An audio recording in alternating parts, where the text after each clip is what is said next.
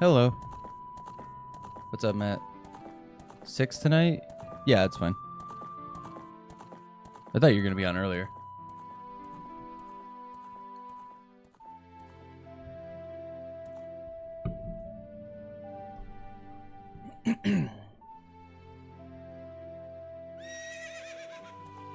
All right.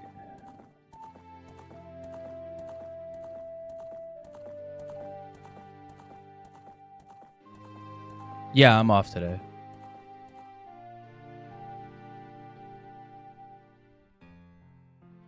Six tomorrow. Yeah. Yeah, 6 tomorrow. But yeah, I'm off today. Be on a 1? Okay, cool.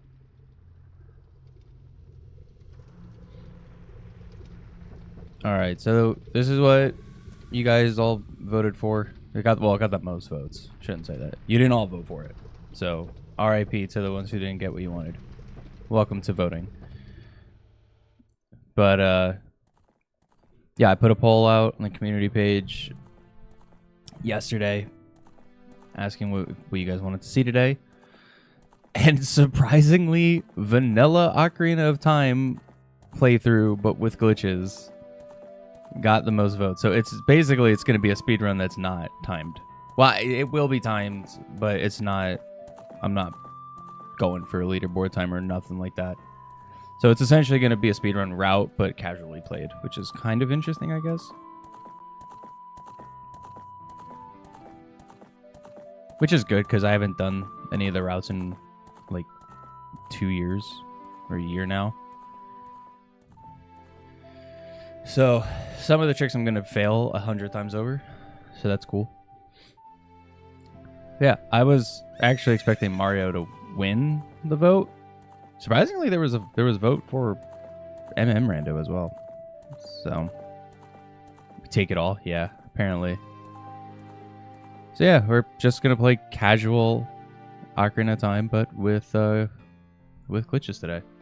I am playing off of Ship of Arcinian because I refuse to use emulators for this, and my HD adapter for my Wii is still being stupid and not wanting to work with Elgato. And instead of having frustrations, I just turned off the quality of life stuff on Ship, so it's just a vanilla game. Except quick text. I am keeping quick text on because text is stupid. Oh, and I guess the name of the song is going to keep popping up. I kind of forgot where that setting was, so oops. And that's why I was saying it's going to be timed, because the in-game timer setting is still on. I'm not fumbling with that. I'm keeping that for when I do rando. So we are still going to have a timer, I guess. Oh, right, my controller. I forgot.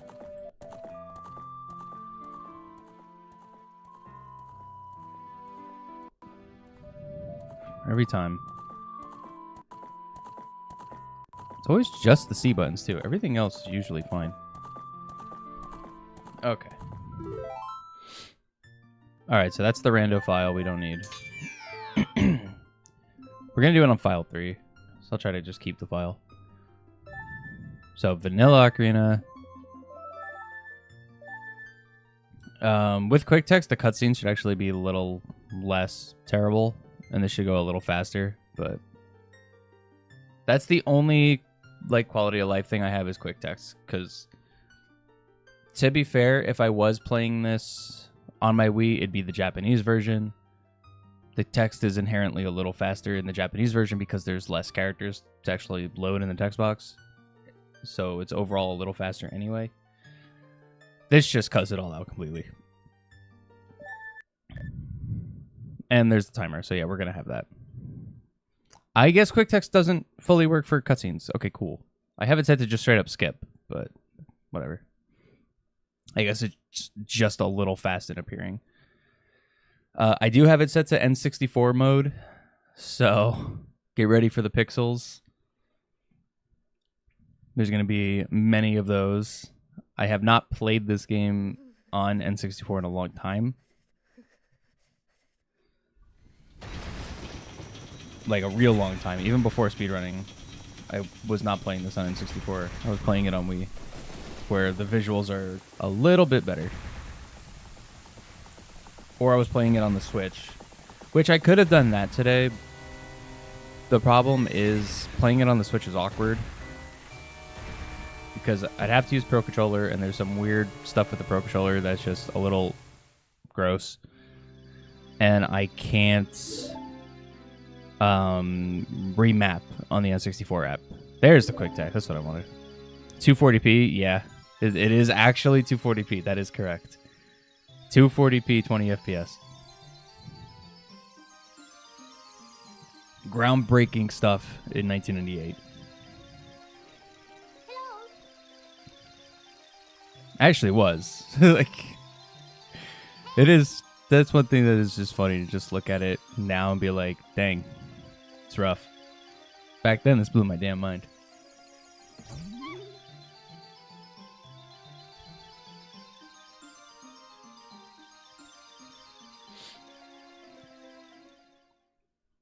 So I didn't fully decide how I want to do it, because I thought about it, and going to every single dungeon and doing every single dungeon and every single boss and every single thing, it feels like that defeats the purpose of doing this game with glitches, because the point of glitches is to skip stuff for the most part. So if I go to every single dungeon, I do every single boss, and I do every single thing, I could have just been playing a regular casual playthrough, which isn't really that interesting, because there's 8 trillion of those on YouTube. So that's why I'm thinking I'm just going to casually play an old speedrun route to the best of my ability. It's Peter Pan and Tinkerbell. Yeah. God, how have I not heard someone say that before?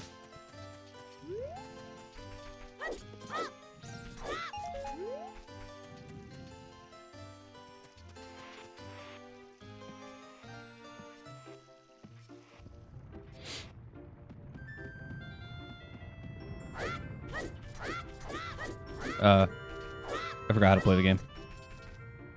Dude, hang on. It is 2 hops. Okay.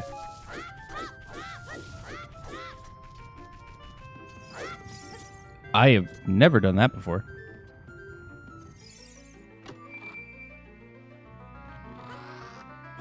See, already, if this was a speedrun, I'd be resetting. Oh, the animation is still on the equip screen. Whoops. Oh well, whatever. No, Boulder of Shame.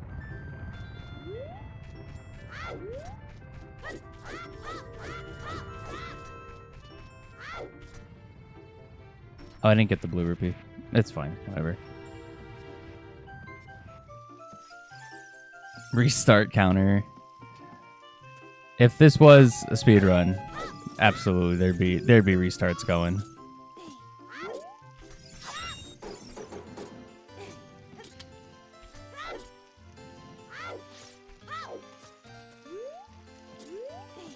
Come on. See if I still remember this.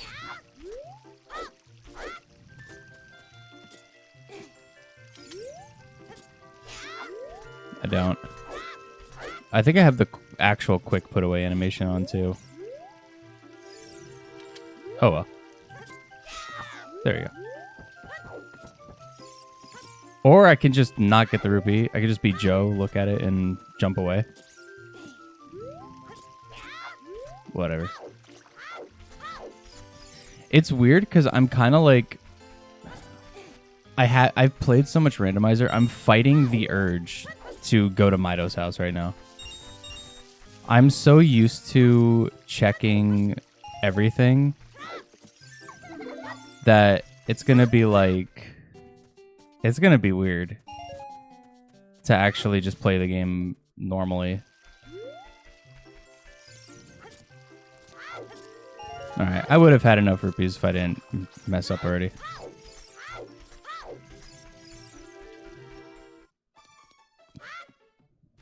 That wasn't to actually check chest. That was to reset the rupee.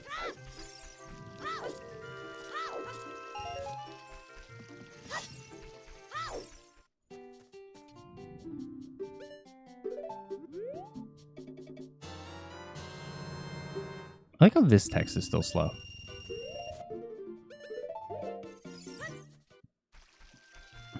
Okay. So, in the normal game, what you're supposed to do is go back there, talk to Mido. He's like, oh, you have a sword and shield. That's cool. Go help the Deku Tree. No.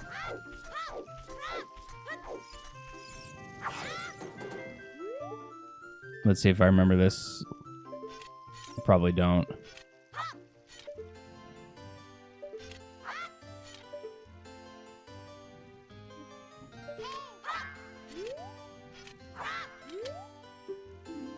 Never mind, I still do. Shut up.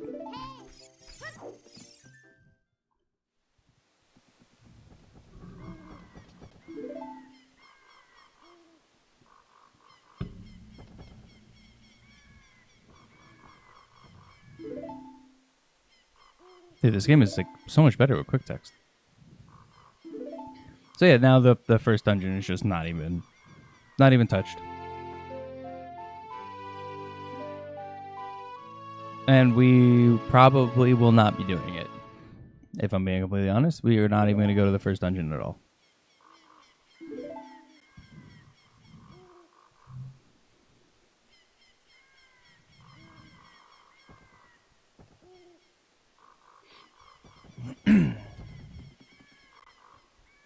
What we will be doing is going to get explosives and then honestly probably just straight go to adult. Like, we're going to go to adult really early. So normally in the vanilla game, the Temple of Time is closed, obviously. In randomizer, it's always open. Well, I have it set to always open.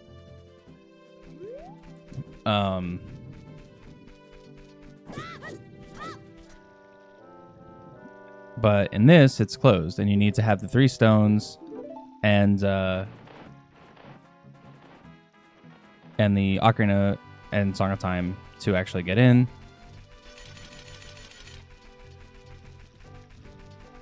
But we don't need all that.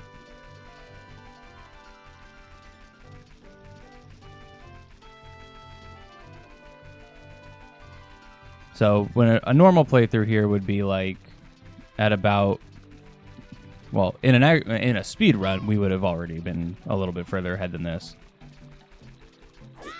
That's not what I wanted to do. That's kind of bad.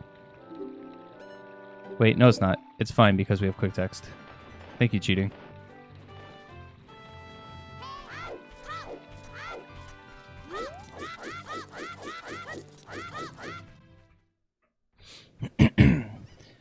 Yeah, at 10 minutes, you're usually, in a vanilla game, you're probably just starting the Deku Tree, in all fairness, for casual play.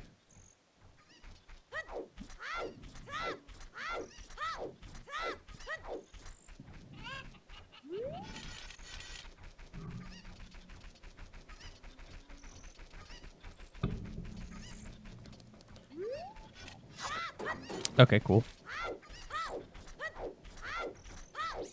Just use her.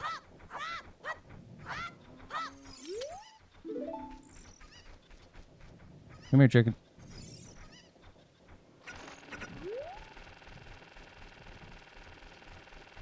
So some of this stuff you guys have already seen. Like, I've done a bunch of this stuff in randomizer already. Which is why I wasn't sure if this was really going to be interesting at all. Because I've done a lot of this stuff. I don't know.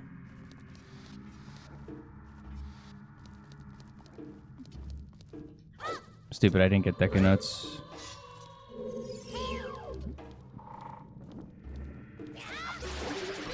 Maybe he'll drop something?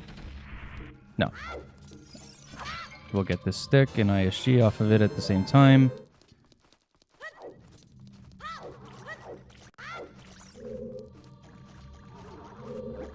Okay, he's behind me. No, there's no way. I'm not that good.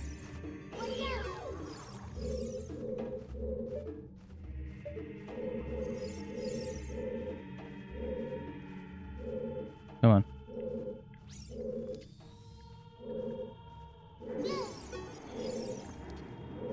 There you go.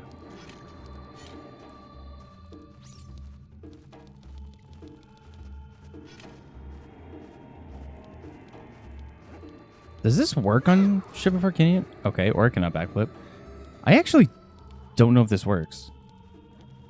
I hope this works. It should work. Something I kind of didn't take into account was some things actually might not work. I was just playing off Ship of Arcanian for the convenience sake, but I think it's better loading. Come on. Is actually going to be a hindrance to some glitches.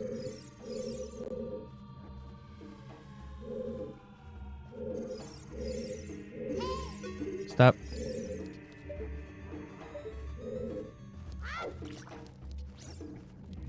I did not think about that.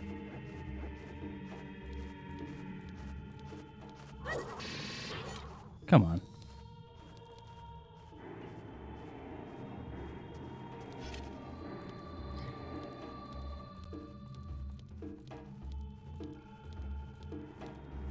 It should still work, though. Because I don't think this has to do with, like,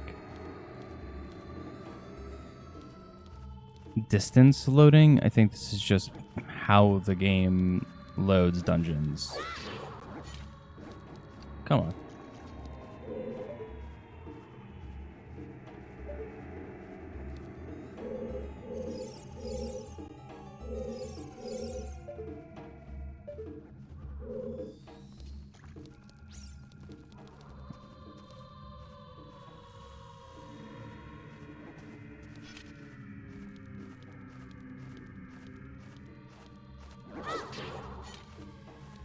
Dude, please. Is my angle that off? It's been that long since I've done this.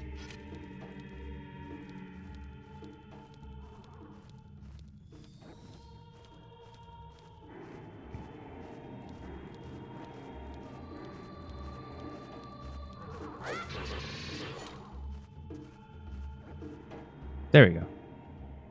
Okay, it does still work.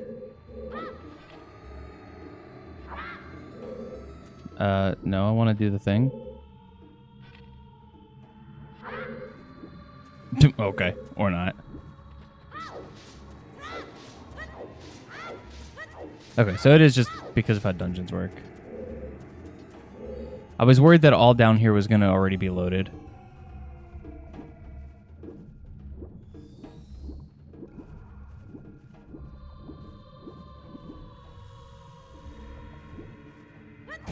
There we go.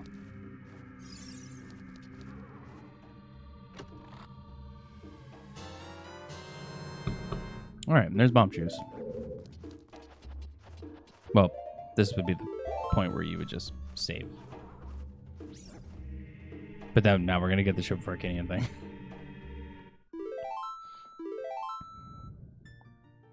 Nope.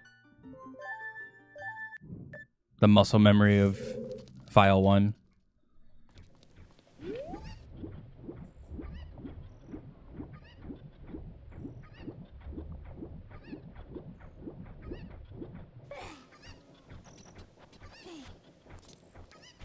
Okay, so this is one thing that I'm actually not sure if it's going to work or not.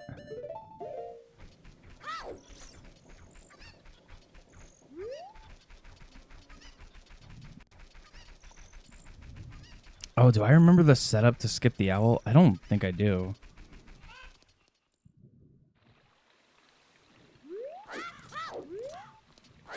Nope. Cool.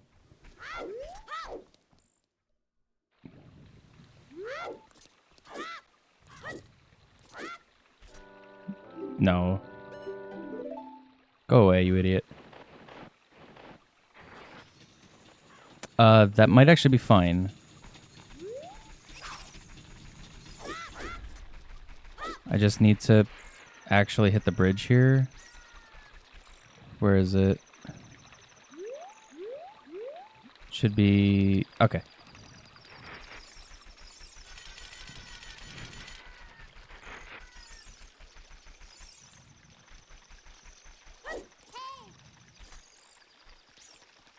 Yes. Okay.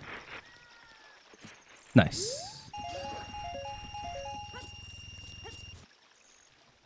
Very cool.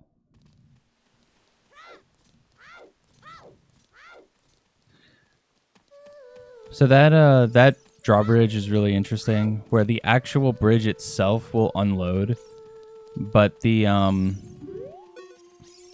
chain will still be there if it was off camera when it went up, and you could just basically keep it there if you don't turn the camera. But once the camera turns to where the chain's supposed to be, then it loads it in its correct position, which would be back up, which is exactly why I just teleported up like that. Can I hit the box, please? Thank you.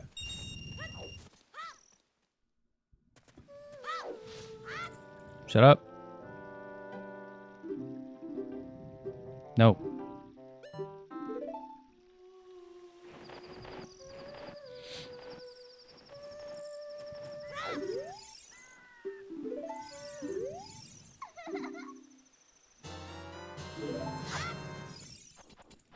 I was literally about to go to that Skulltula in the tree.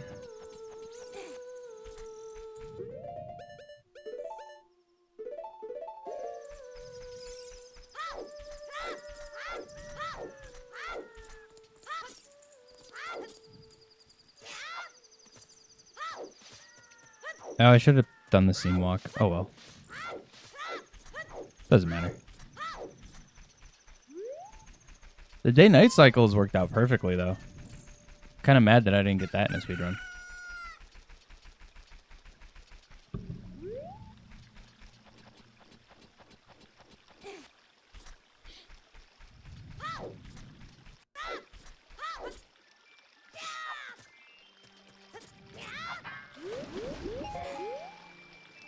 You can never super swim here. Or you can, but only for like a second. I don't know why. I feel like you should be able to do more.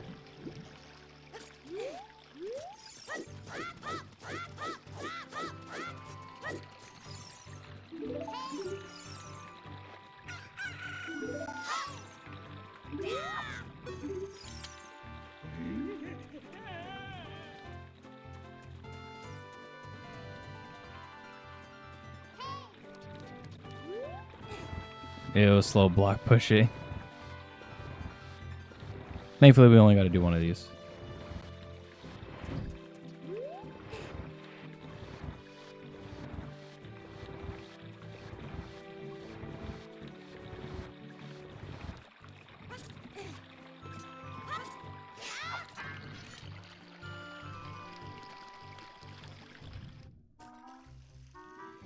Let's see, can I get lucky on guards?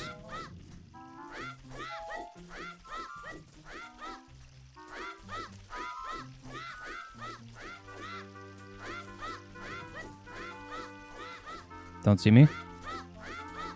Nice.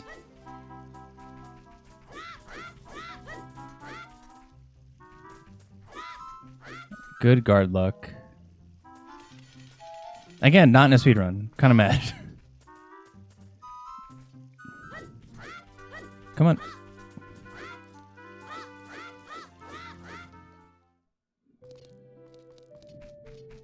Okay. I'm gonna save here because I don't know if I'll be able to. No.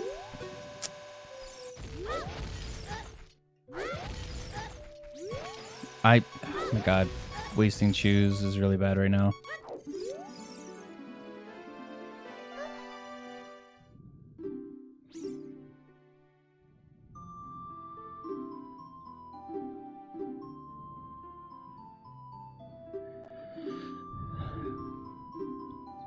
One of my favorite parts of the speedrun, you just straight up lie to Princess Zelda. She's like, do you have the stone? It's like, yeah, totally. I didn't just skip the entire first dungeon. So I'm trying to do lullaby skip here. So you get down to half a heart, and the thing is, I don't know if I remember the setup for it. There's a specific spot that if you do another backflip and drop a bomb shoe, that you'll die when you hit the cutscene.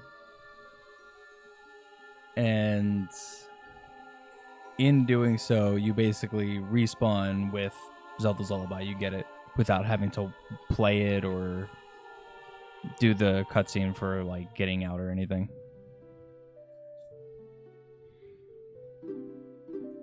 It's not like crazy important to do. It's kind of interesting. So I thought I'd give it a try.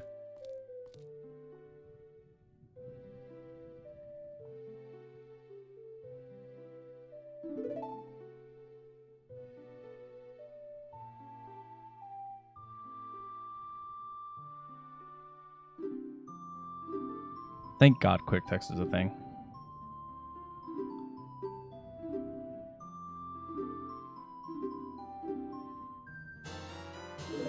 All right. Let's see. Where's the spot? It's like here-ish, I think.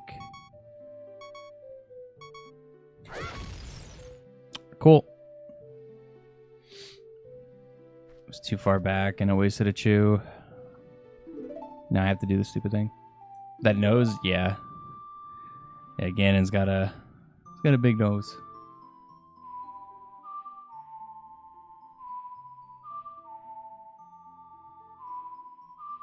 So you would skip all this.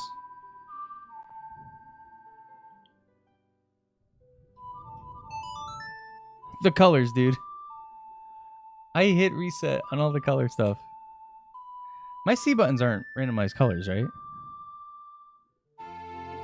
Have they been this whole time and I just didn't notice? That'd be incredible. It's going to take a year now to get to my C buttons again because input won't shut up.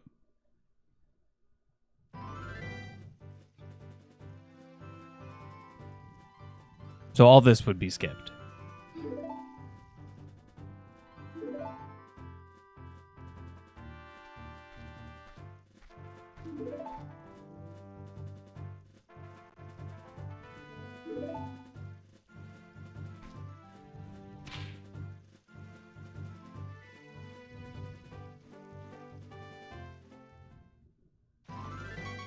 No, they're not. Okay. Well, this is very cool. Because you know what's going to happen now. I'm going to mess up dot skip and I'm going to die. Because now I'm at half a heart. So that's fun. No, shut up.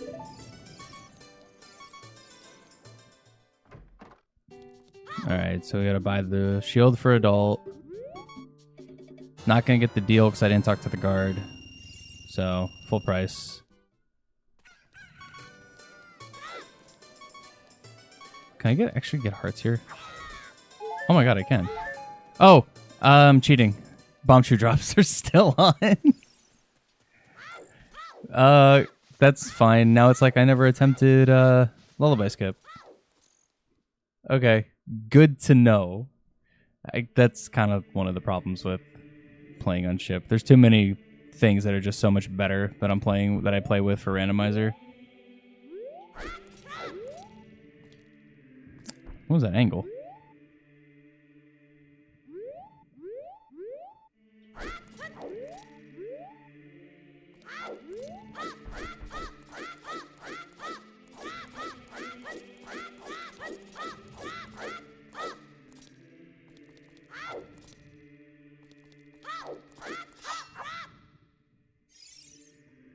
I haven't done dot skip in forever.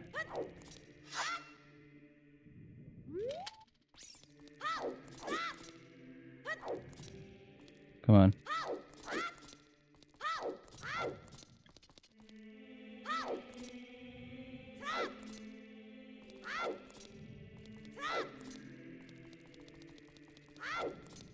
Come on.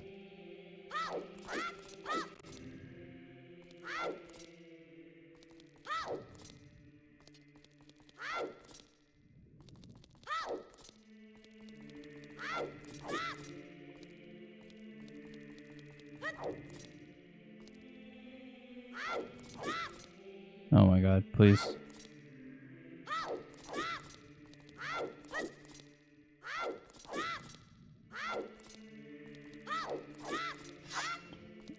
Trying to do it where I don't spam it, because if you spam it, it's actually harder.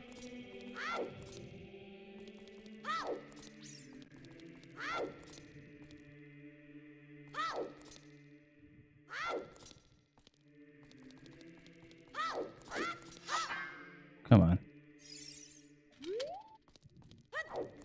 No.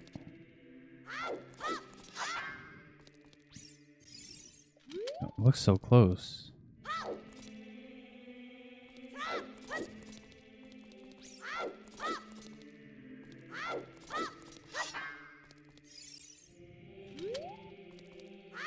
No.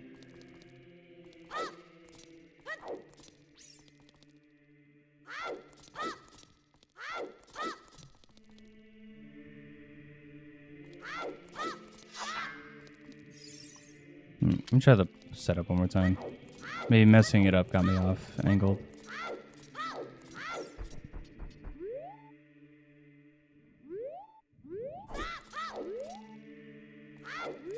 No.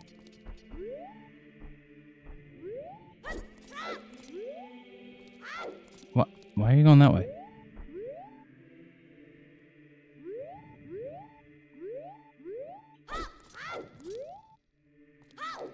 Stop rolling that way. There you go.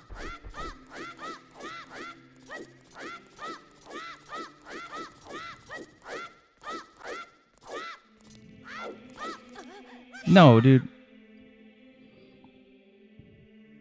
Oh, I got it. Got the first part at least.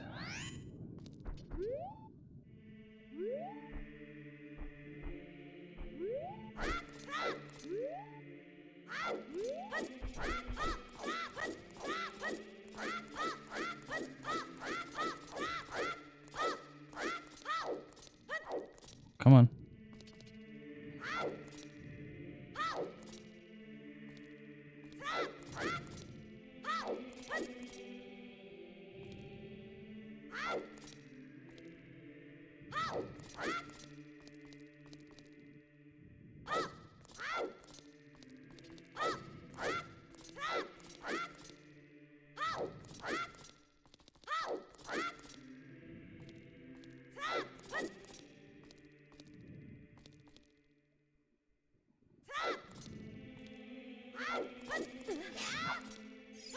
There we go.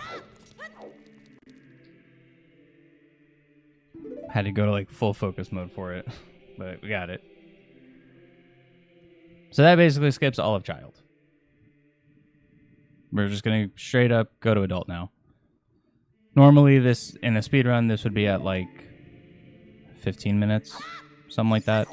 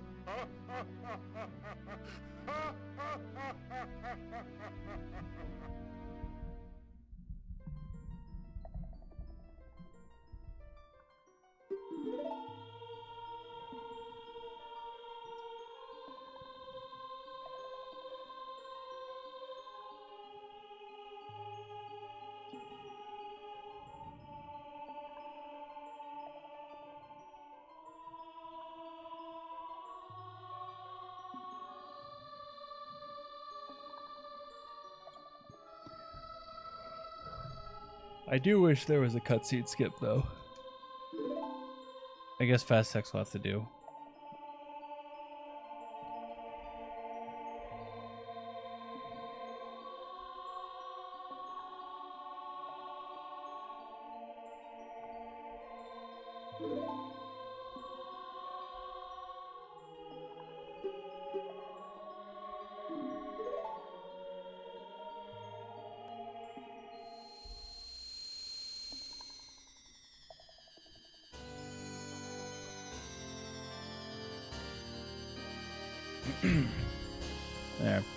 So our first actual dungeon reward of the game is the light medallion, which is always funny because it's supposed to be your fourth one. And to be fair, we're only gonna get 2 others. That's it.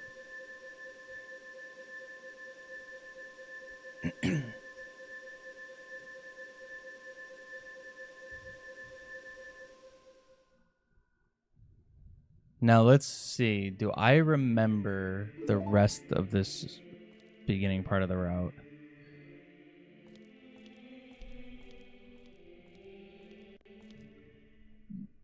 Technically, there's a couple different ways that you could do this stuff if you were to do a speedrun with it.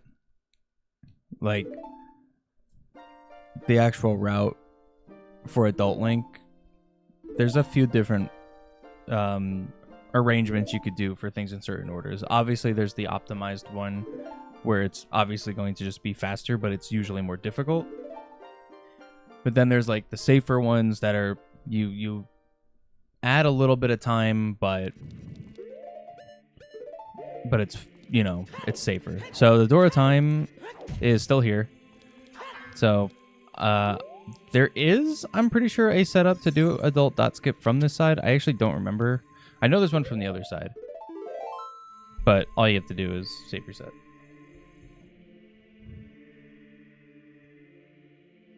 Because Adult Link's save location is always Temple of Time if you're outside of a dungeon.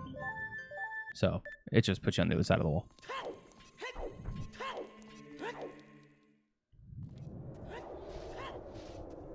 So with Adult Link, there's a couple things that you could do in this order, like I said.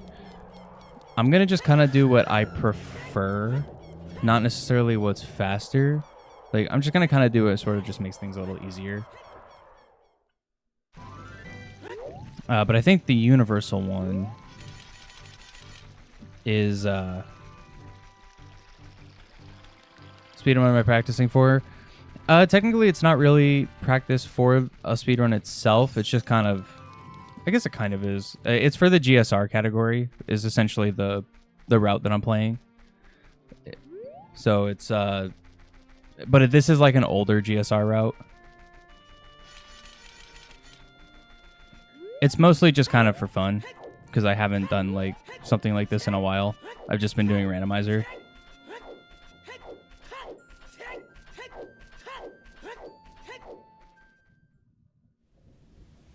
But I like getting a hookshot first, and then normally you would do hookshot and then go to bongo, because Shadow Medallion is necessary. Shadow Medallion and Spirit are the 2 medallions we need to get.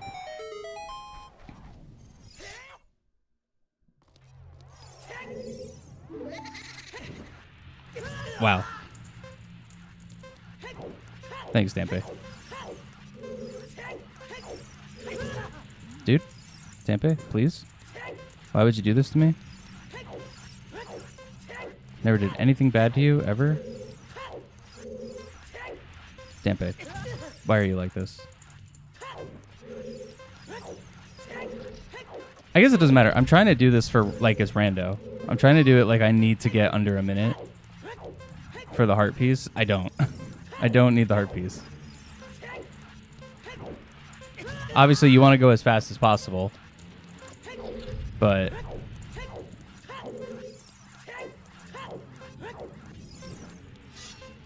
okay, or don't jump slash. That's very cool.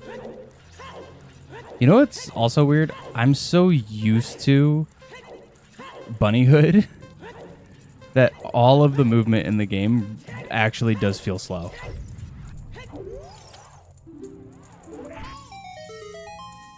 Like, I'm so used to having bunnyhood all the time.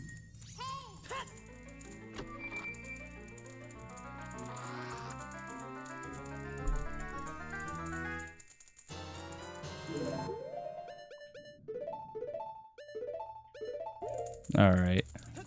Hook shot.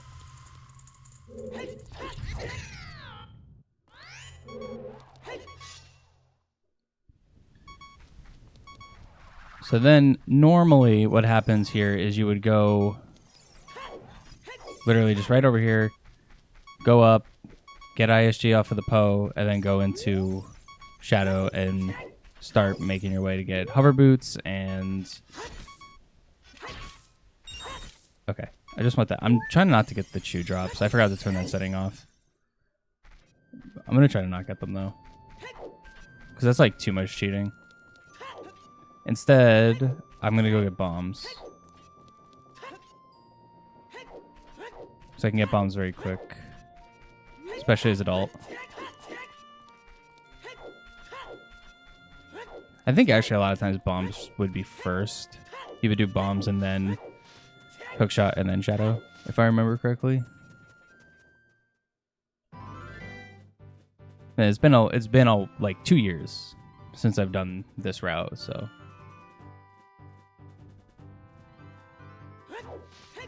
don't fully remember.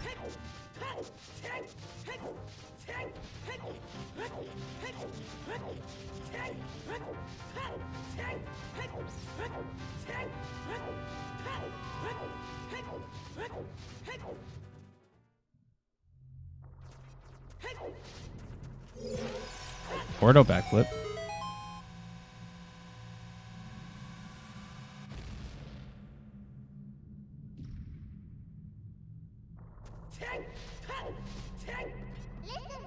Shut up. No, not gonna be able to get it. No, definitely not gonna be able to now.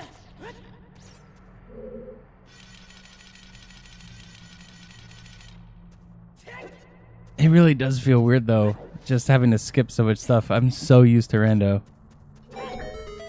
Nice, still got the backflip.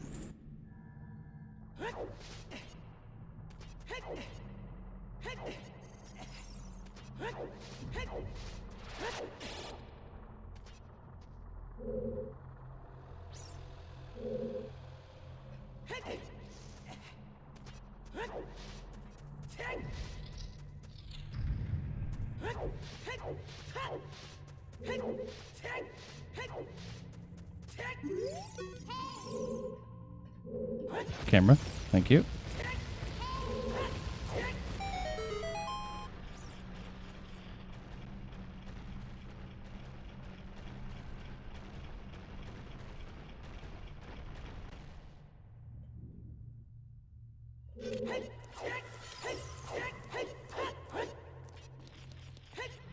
So for the most part, this is kind of typical from what I usually do in randomizer, except I'm skipping everything.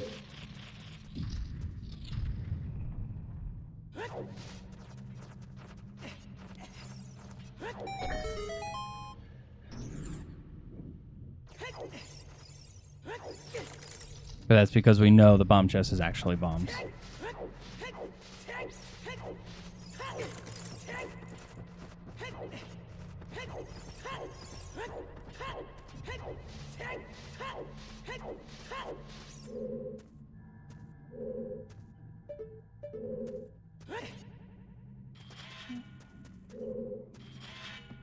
Now I actually have to hit this jump correctly. I don't have the bunny hood cheat.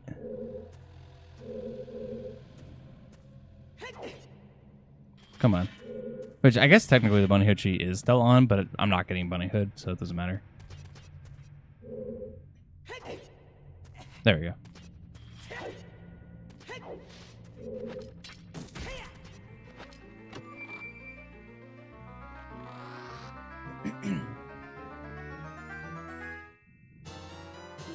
All right. Bombs.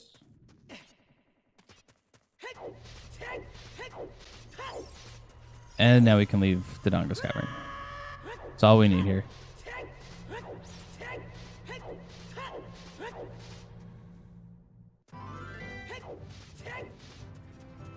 And then magic. Which is funny. Magic is one of the things that's so easy for me to forget. Usually you would just use a chew here and bomb that rock as you're walking up, and it would just be faster. That's why.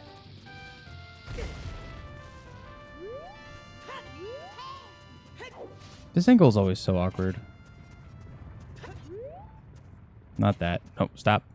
Not that.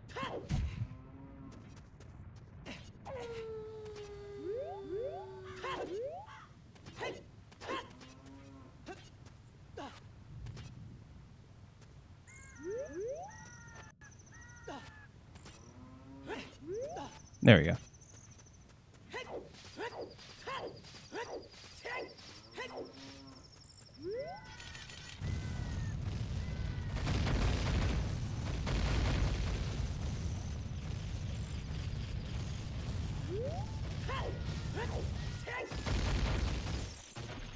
Oh, I missed fast climbing.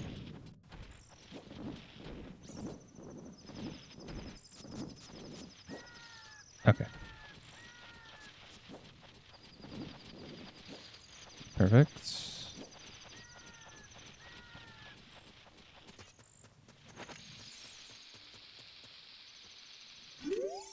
No.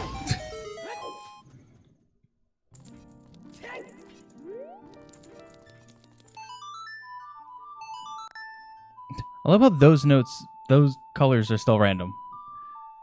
Even though I hit reset all on everything, but whatever. It's like the only time I've noticed random colors still. But I'm pretty sure the cosmetic menu is just one thing.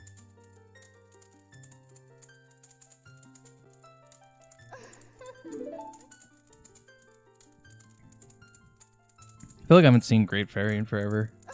Because in Randomizer, you just play the song and get the item immediately.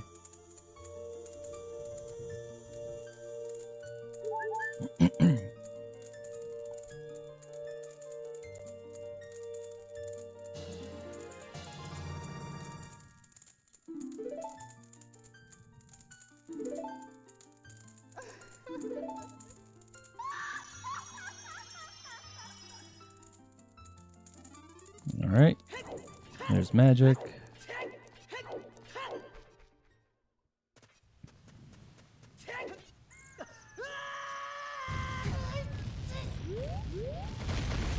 Which I guess is technically one of the items that's sort of right on par to when you would get it in the vanilla game, right? About about an hour in for a casual playthrough. I mean, I think being able to have DC beat in an hour is realistic. Surely, right?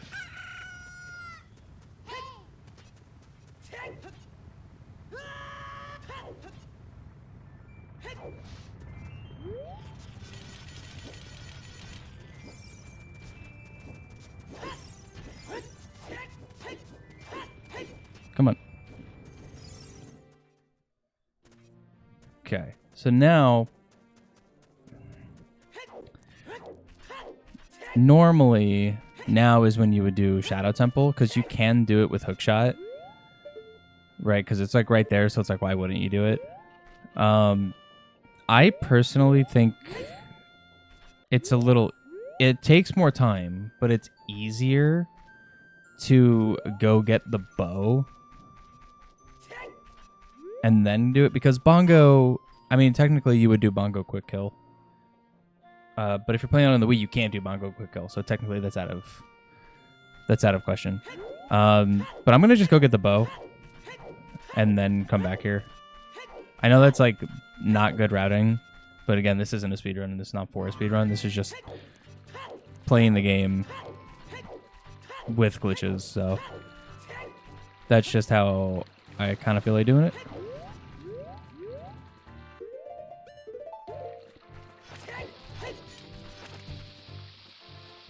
No.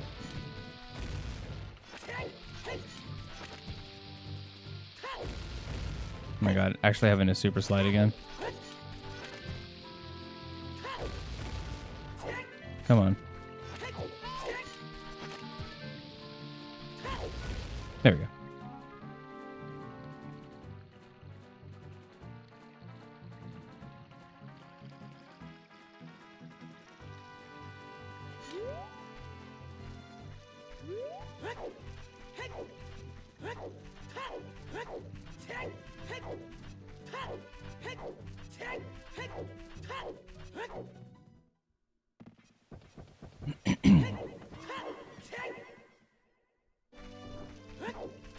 Because like I mentioned, like this is... Oh, actually, no, I am stupid.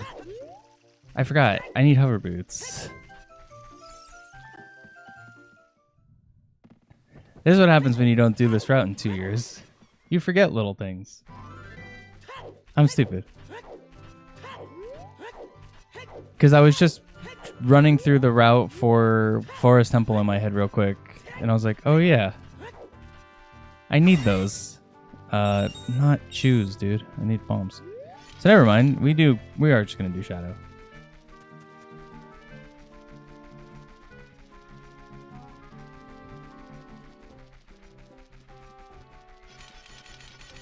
I guess the old route was you go into Shadow, you get hover boots, then go get bow, then go back to Shadow. But I think a lot of people just started doing it. Just do Shadow. Just do it with hookshot if possible.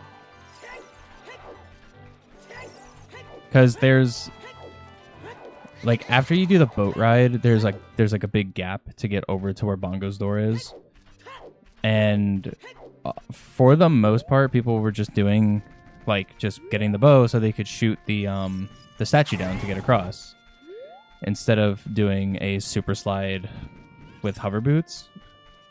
But super slide with hover boots, I think, is just more optimal. So it just kind of became the thing where you just did Shadow. Can I get bombs, please?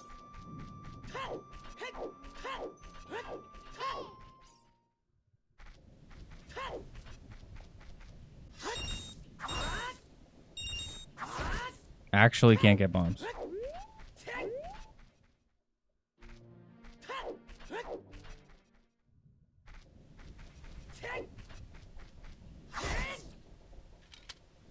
No, magic jar, yeah. Seriously. I love how I do randomizer and my bomb luck is like super, super good. Like I'll get like 5 bomb chews out of 1 patch of grass. Now it's just like, I don't need bomb chews. I mean, having bomb chews is nice. And it's definitely 100% cheating having the bomb shoe drops on. But I just want regular bombs. There we go. That'll do. I'm not gonna complain.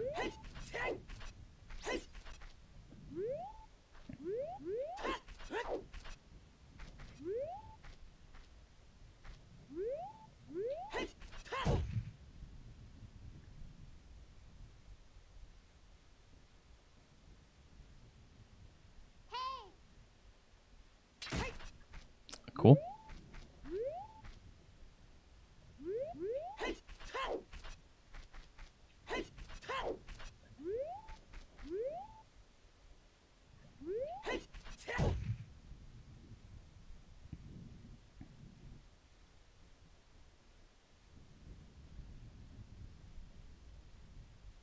Come on.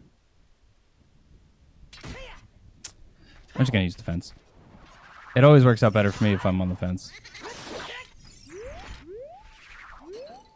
I don't know why. Whenever I use Damp Base Hut, this just doesn't work. But if I use defense, it usually works.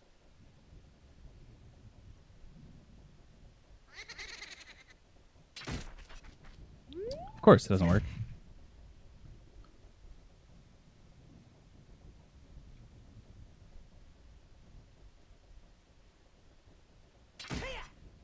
Cool.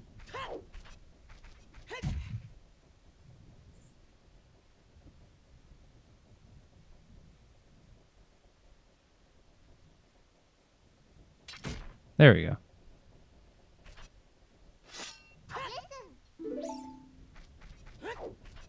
Thankfully, I didn't lose Navi there.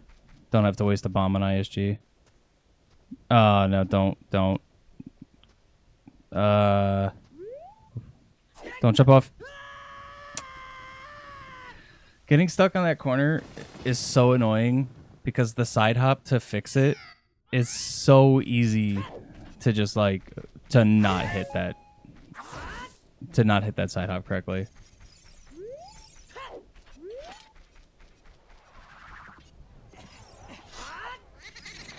Go away.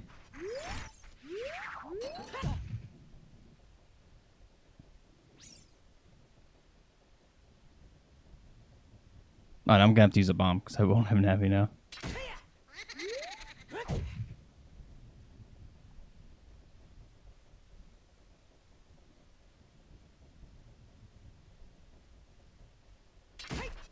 Come on.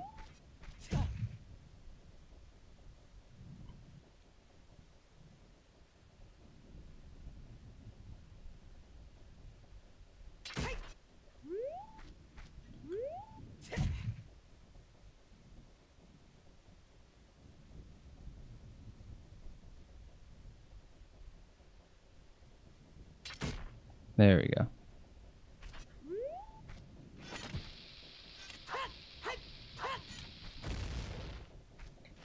Nope.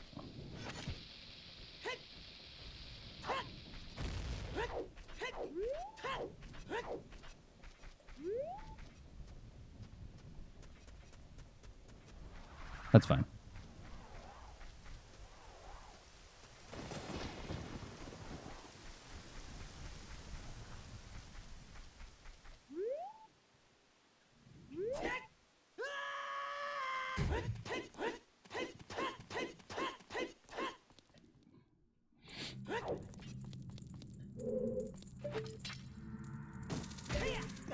All right, let's get hover boots.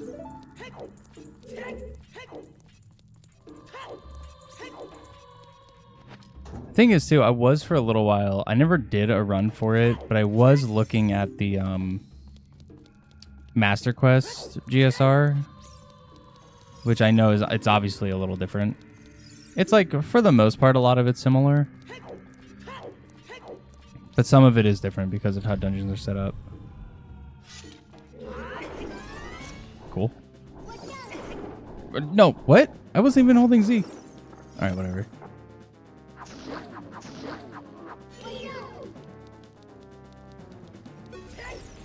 Jump slash? Why are you all the way over there? Come here.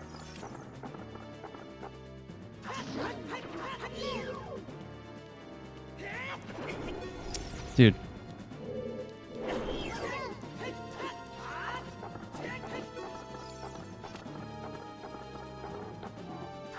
Slowest dead hand.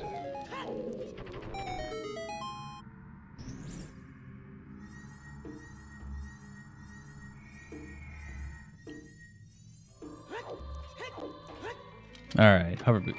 Another item I feel like I haven't had in forever.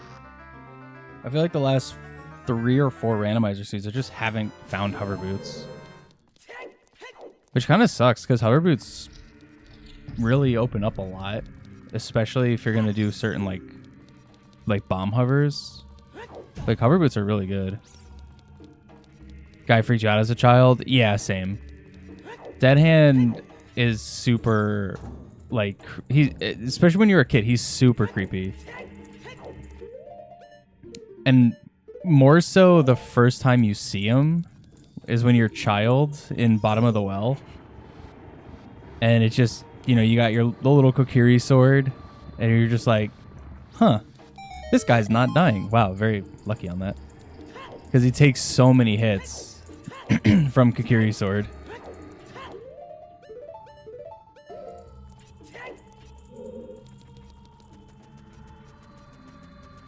Okay, I think... Is this a key back here? I can't remember. I don't think it is.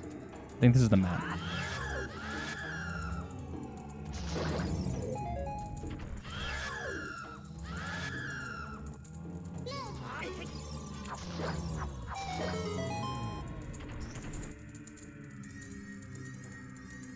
It is. Dang.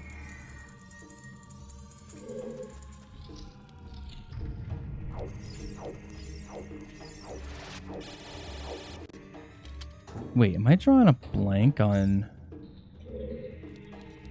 No, I get a key here.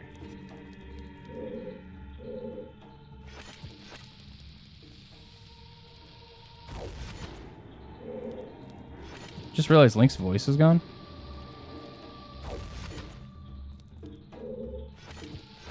That's really strange, actually. Come on.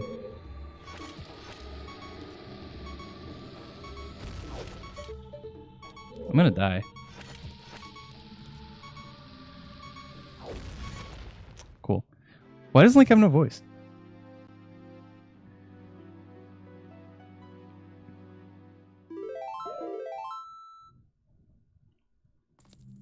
Okay.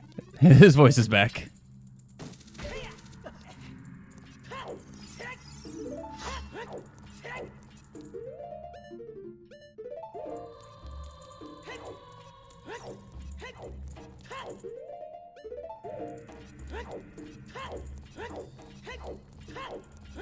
Rip, yeah.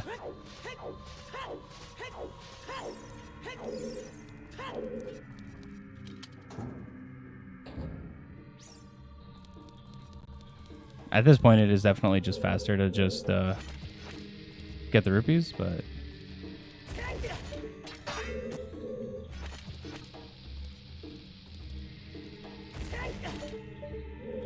I'm gonna run out of bombs.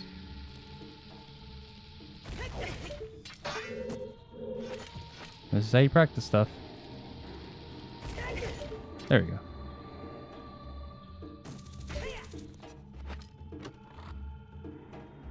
There we go. There's the key.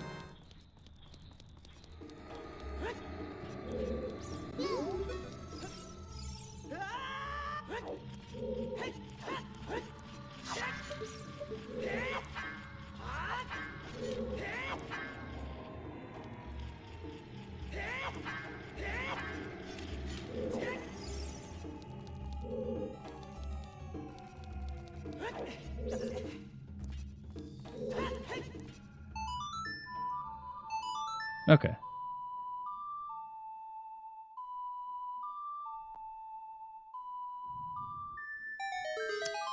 This is actually a little bad. Now that I think about it. I only have 2 bombs. And I need to do a super slide. Oh, wait, no I don't. I have bomb chew. It's fine.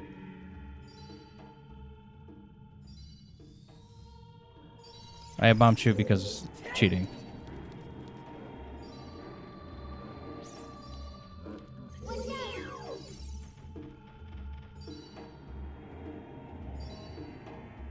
Go on. Get out of here. Get out of here. Alright, there's one. The first guy's still here.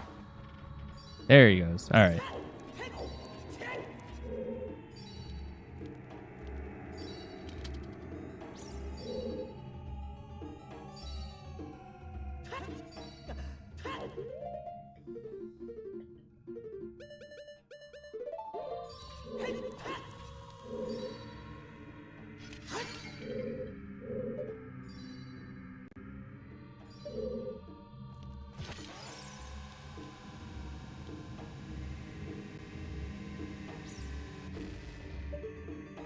That doesn't reach, does it?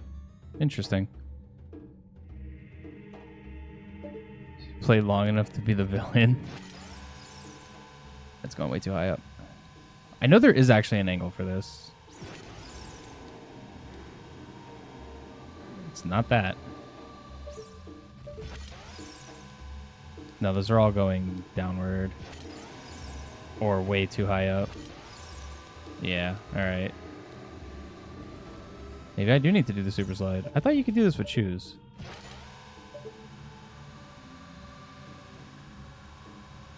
No, I guess not. That's way too deep. Interesting. Okay.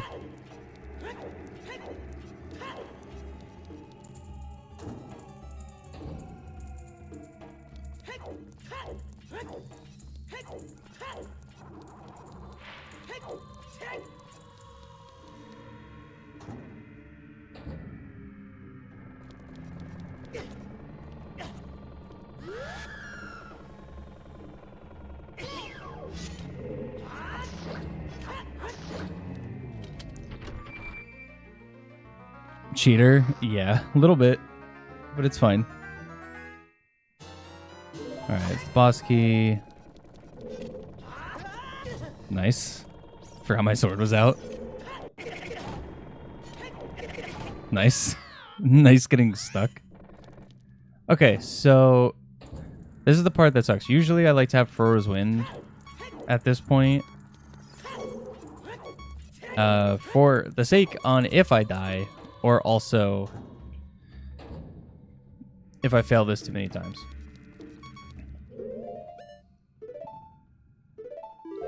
Now what's great is I only have one attempt. So that's very fun.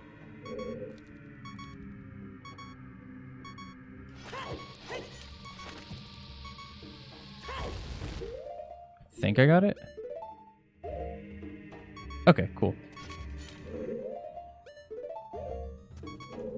First try.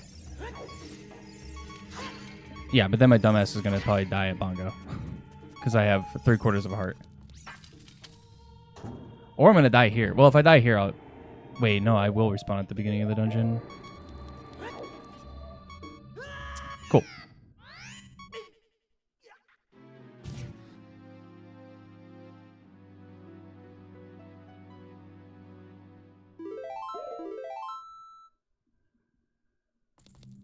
Well, okay, so that's kind of bad, actually, because now I don't have bombs, and I have to do the super slide again. And if I leave, I have to do hookshot jump again, which is why routing things and constantly practicing is so important in speedruns. I guess I just go get bombs and then hookshot jump again, right?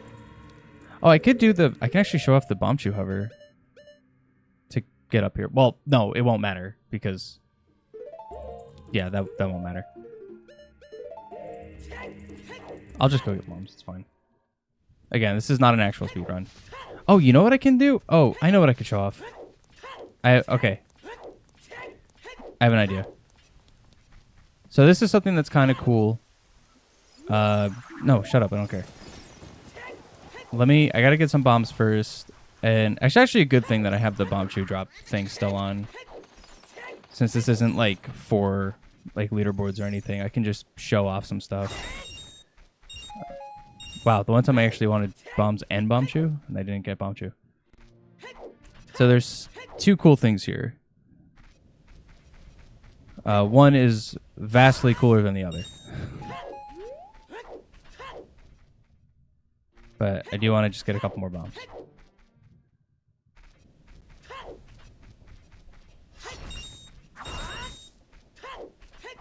Get a few more. 7 shoes should be enough, though. I don't think I need more. No, I don't think I need more than 7. 7's probably fine. If I get more, though, that would be nice. Wow, very green grass. Magic and green rupees.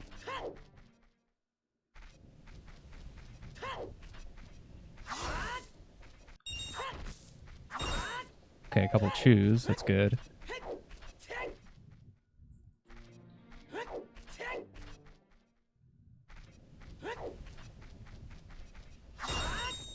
Oh my god. Please.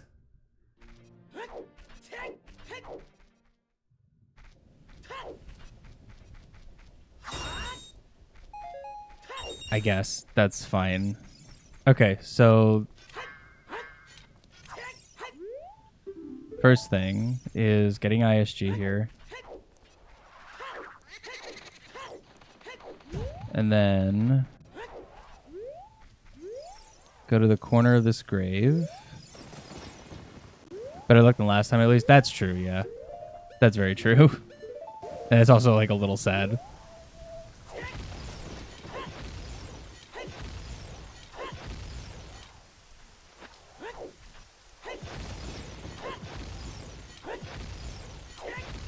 Okay, it was definitely more than 7 shoes. No. Cool. Chew hover can be so awkward sometimes. But yeah, basically, so if you're playing like Rando or something, and you have hover boots and chews, you can hover right up to there. So you could still get up there without hookshot, which is nice. I think it will work with regular bombs as well, but obviously regular bomb hover is a little slower. Where, as you saw, chews, you could just kind of rapid fire them. And then, again, rapid firing them, you get to the point where I just did, where it's very easy to mess it up. Oh, hey, got my Bonchus back. That's fine. I'll just go up in the normal way. But I'll still show off the other thing, because the other thing is way cooler.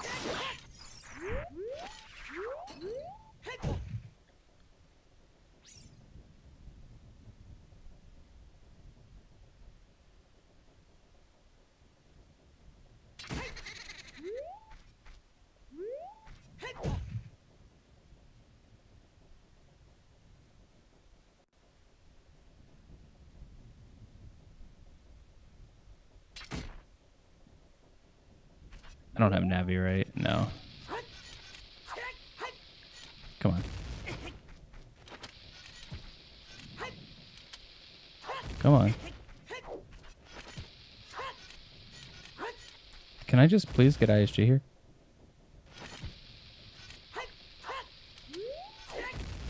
Okay.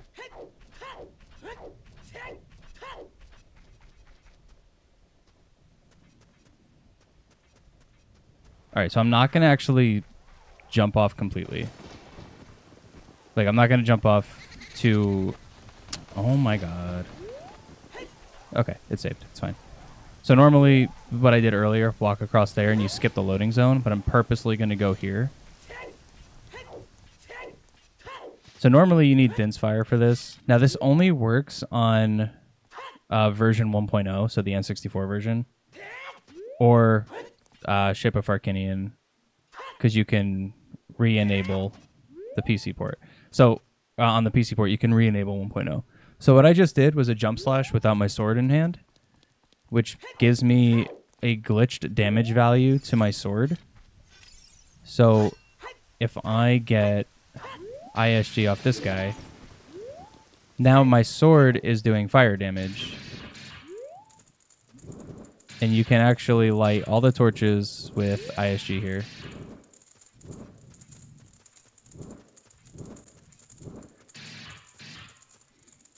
If you have a way to equip swap sticks for adult, it's much easier because of the angle he's holding the sword. Or if you have Big Goron sword or Giant's knife. Either or. There you go. And then you can just open it up.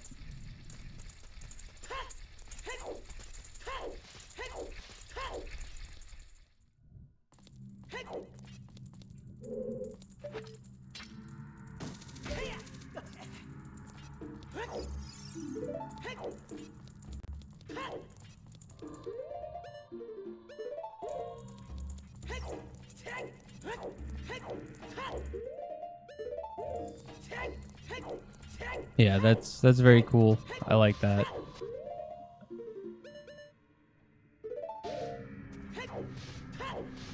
And I think I've only used it in rando, I think maybe once or twice. It's really situational, but it's still cool.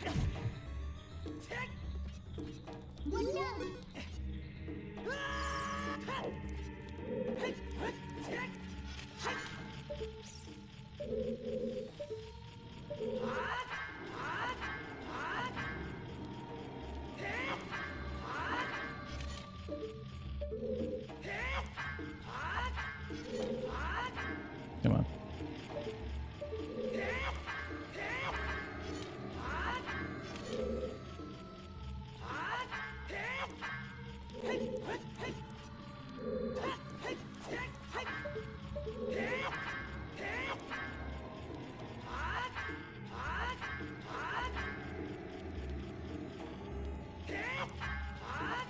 Come on.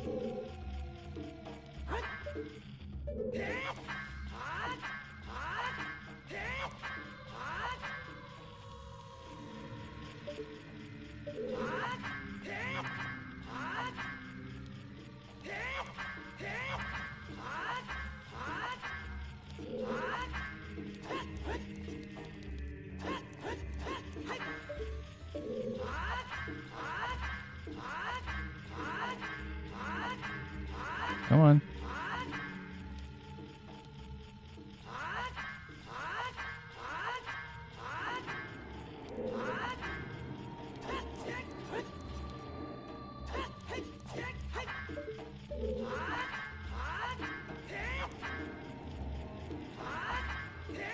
Why all of a sudden can I not do this?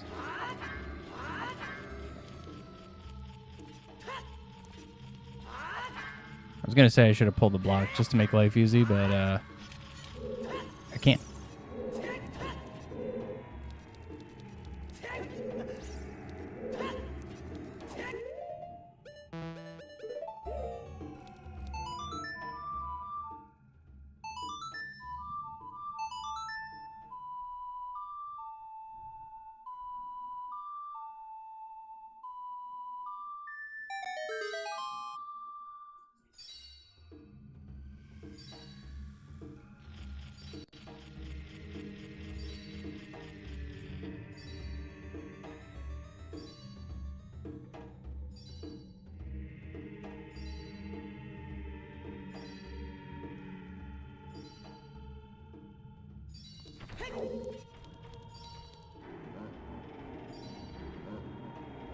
See ya.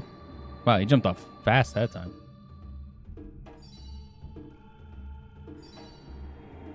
I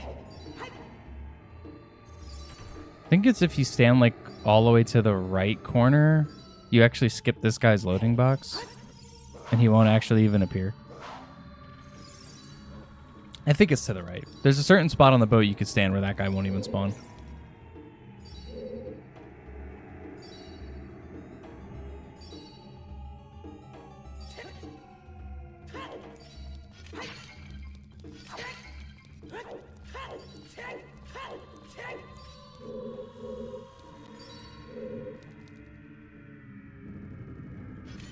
Can't pause.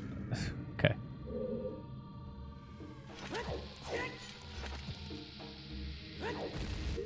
Nope. A little early on that.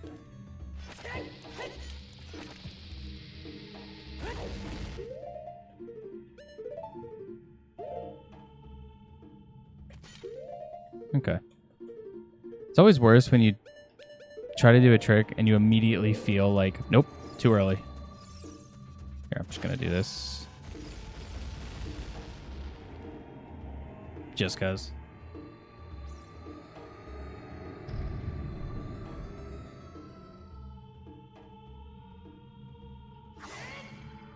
Okay, that one's magic. Don't know what that one's supposed to be. Oh, arrows. That one's supposed to be arrows.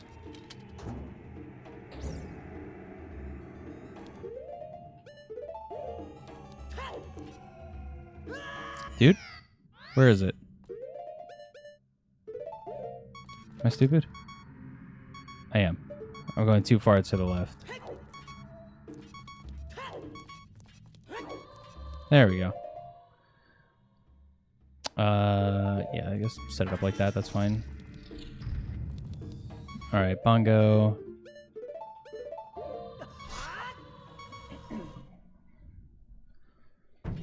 Technically, you don't actually even need a projectile for bongo. You don't even need hook shot. You have to get like a little lucky because of the angle ISG is.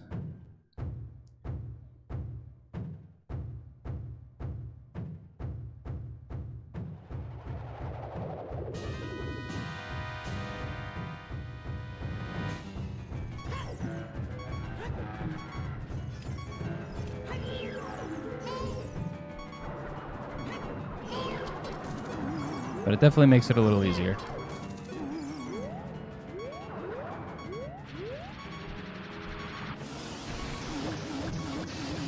Nope. Seriously. What is this targeting?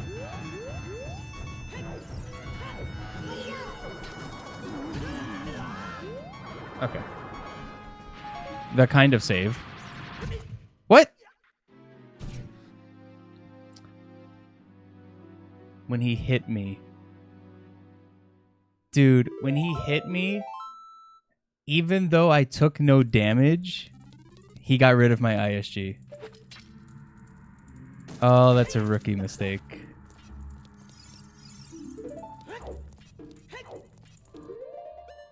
I literally looked up at my health and I was like, okay, it didn't count. I didn't take damage.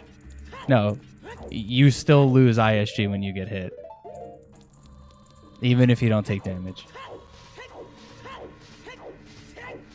That's why I stood there so confidently. Just like, yeah, he can't do anything to me. I have an infinite wall of sword in front of me. No, I don't.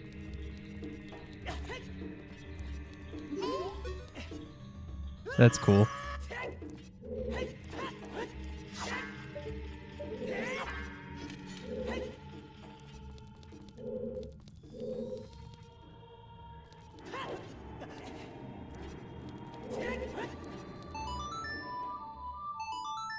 How is it I play this game so much better when I play rando? Bruh, yeah, I know. Bad.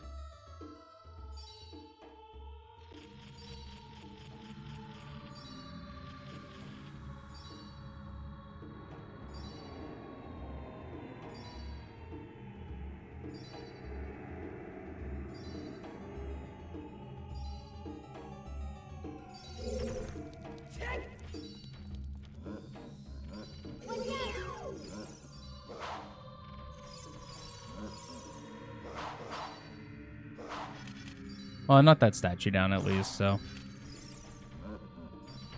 Can at least just walk across. Dude, he pushed him up to me. That's cheating. Get out of here.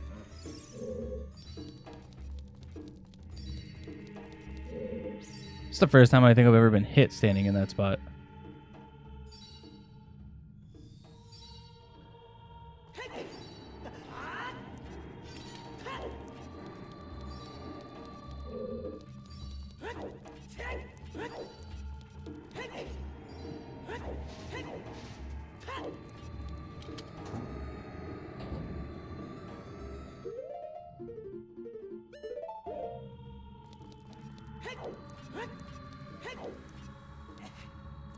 So I also normally have like Thrower's Wind for this temple.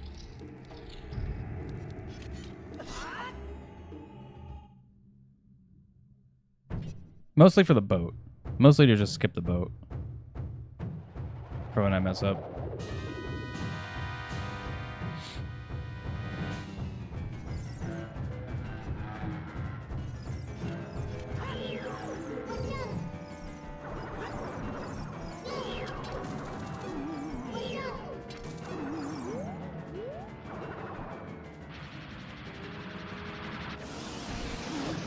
See, that's what was supposed to happen. That's how it was supposed to go. Just completely ignore that first go. Because that first go was bad.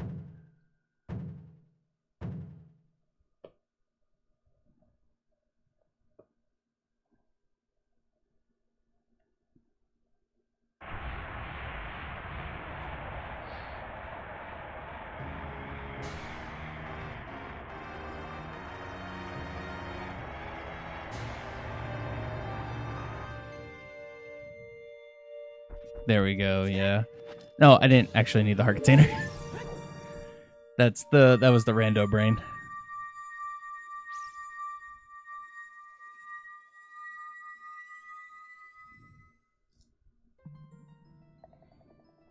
Oh god, Chamber of Sages.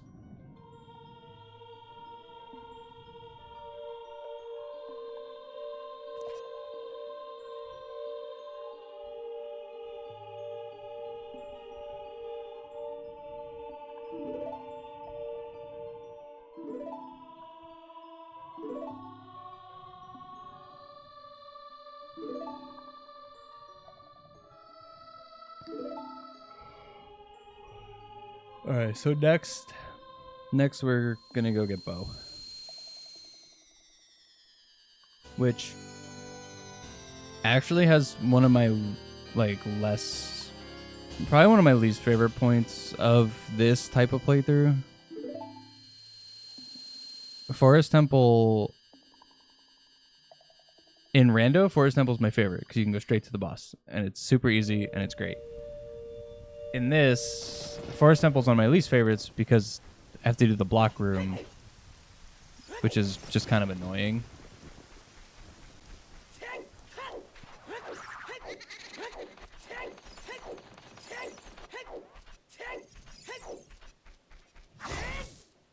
Hey, a bomb. Thank you. Give me one for the way out.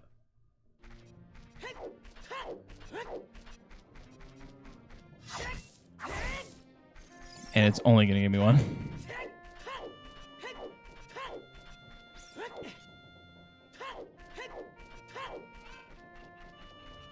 So I guess they're like, because this isn't like a speedrun. Oh, it's giving me another one. Okay, nice. That there's like some other glitch stuff that I still kind of do want to end up showing off, or like just showing in this, which I might do, even though it's technically not in the way of a route or anything like that. Like there's some stuff, there's a thing in like Zora's River that would be cool. That's nice to do, which is really only useful in rando. I guess I'll just show it real quick. It really serves like no significant purpose in the vanilla game. Another reason why I play randomizer so much, because there's so many little weird things and angles and exploits and stuff that you can do in the vanilla game, or that you can do in randomizer that you don't need to ever do in the vanilla game.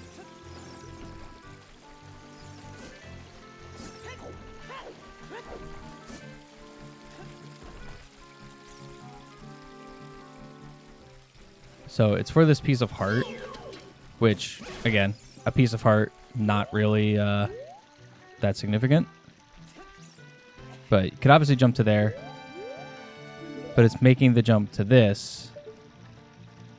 Let's see if I can remember the... I think it's hilt of the handle of the sword lined up with that corner. Yeah. No. Well, yes, but also no. And you can actually jump up there. Which normally you have to go all the way around to do it the other way. So it might be just a little more to the left. Yeah, there you go. See? So again, that serves like no purpose here because it's just a piece of heart. Who cares? But in randomizer, if there's something really good up there, you don't have to necessarily wait as long as you can be adult. Because obviously that doesn't work as child. Child can't jump as good as adult. Or it doesn't have as much reach as adult does.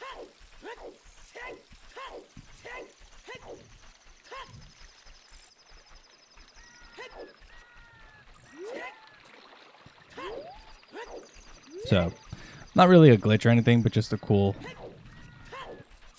quick thing. Because I know way long ago when I first started doing randomizers, I had a seed where that piece of heart was light arrows. And it was like getting to a point where it was getting kind of annoying to like get to it because I don't know why. Because it's obviously super easy to get up there. I was also new at randomizer, so I was also very, very bad. But knowing that, it's like, oh, you could just get it. You know what? I still don't have Deku Nuts. Let me get those real quick. Really?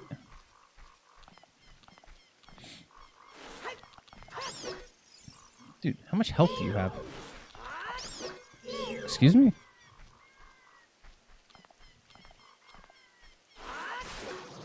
Jesus.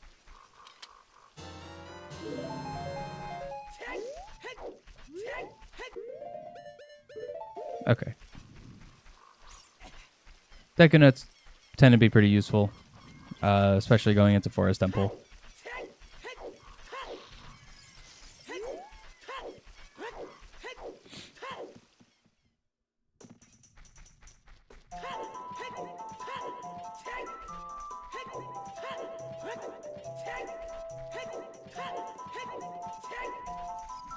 Mido skip here.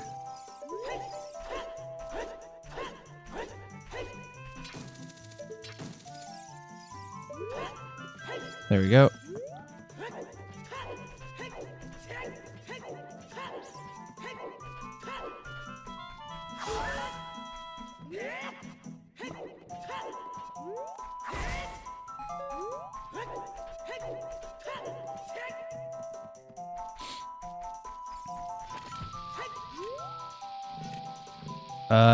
Don't spawn on the grotto. Okay. very close.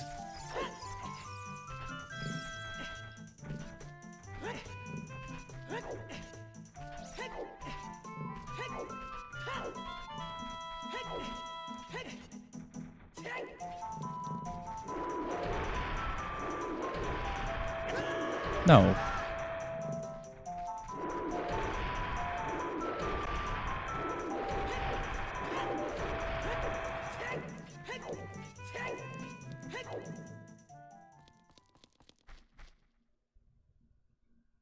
I'm not gonna lie, I completely forgot there was a Sheik cutscene. Again, rando brain. So used to just walking up those stairs and getting an item and then leaving.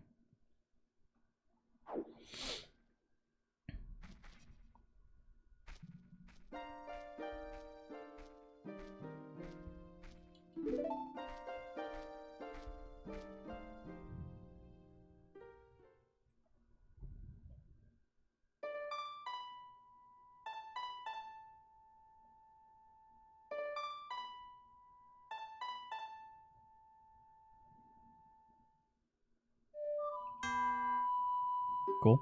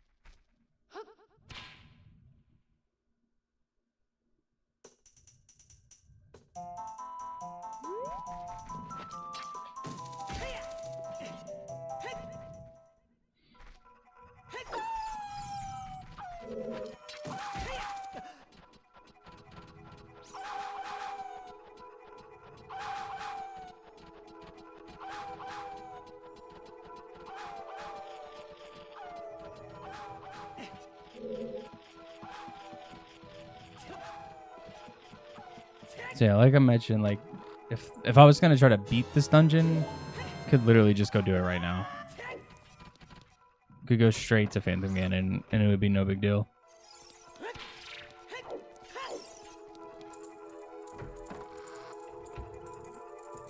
Post cutscene doesn't matter.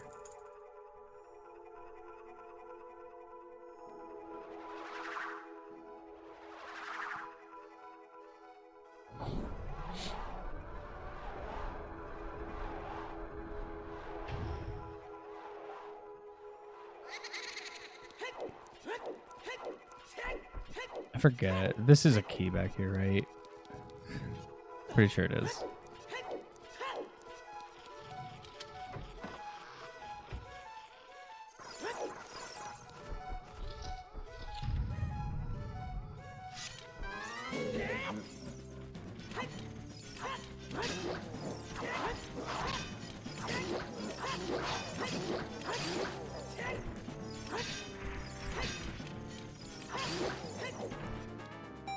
Am I on it? No. Right in front of it.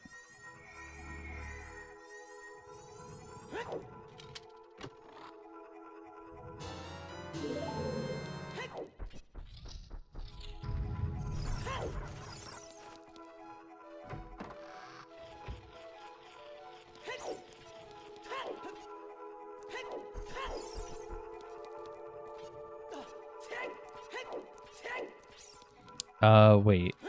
I can try a thing.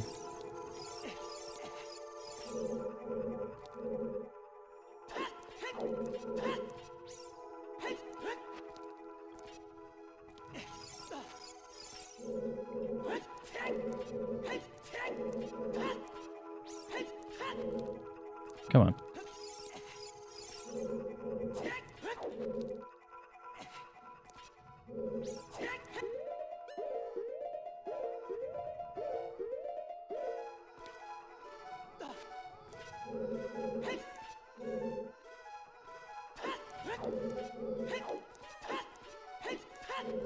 Come on.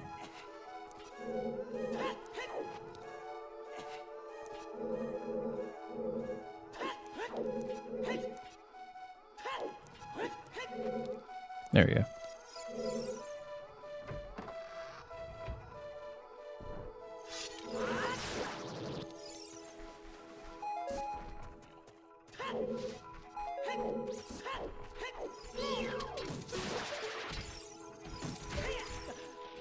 Alright, pretty sure this is just like the map,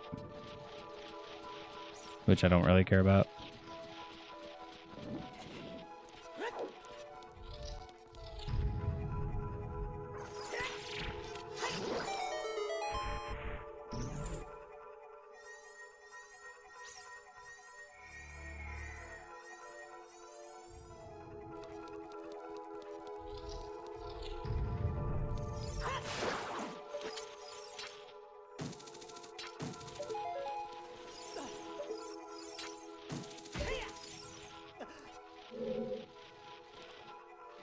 Yeah.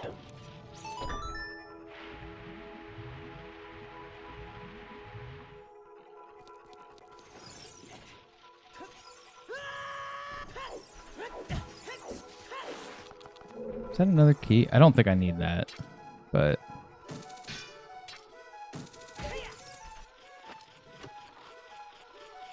No, it's just hard. Cool. I was gonna say, I don't remember ever actually getting that chest when I was speedrunning this.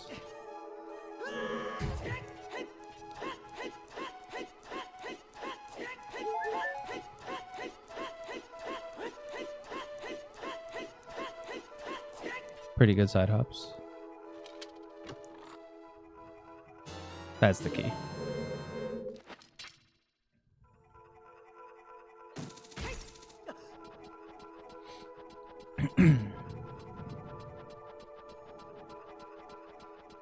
Alright, so there's a thing here. Let's see if I remember.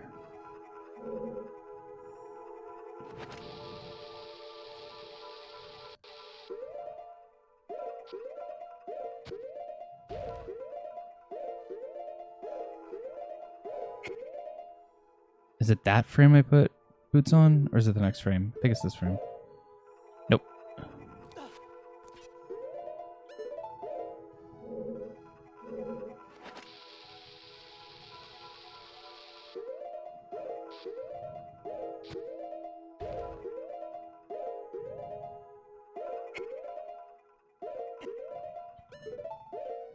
There we go. Nice. Times did you get when speedrunning? When I did GSR a couple years ago, it was the older route, so it was like 2. Please don't hit me off. Please, you. I think it was like 220 or something like that. So it was, compared to now, it was a really bad time. But I'm pretty sure it was around 220, 230.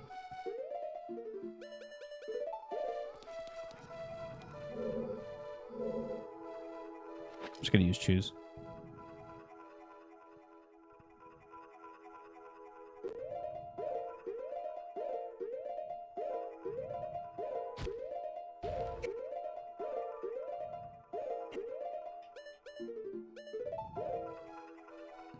Thing. Definitely easier with bombs. So yeah, like if it was the leaderboards today, I'm like 500 and something on the leaderboard, like super down there.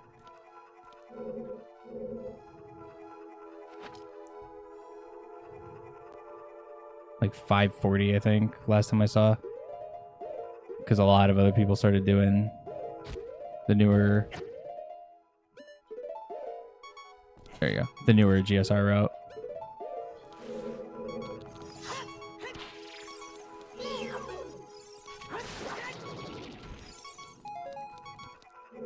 Yeah, I'll grab these.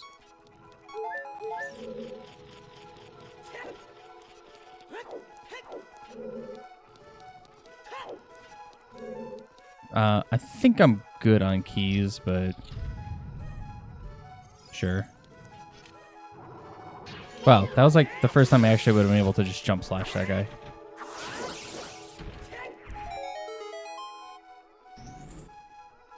Normally when I walk into this room, he immediately is like flying at me. Nice, it was on the chest. Yeah, 4 keys is probably like way more than needed, I'm pretty sure. I think I only really need 2 when doing it this way. Because that door behind me is still locked.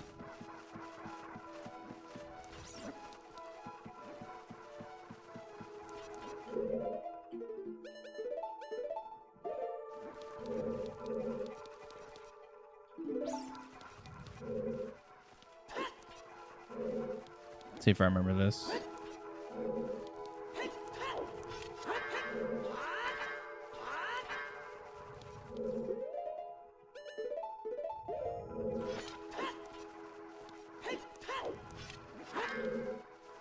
Good camera.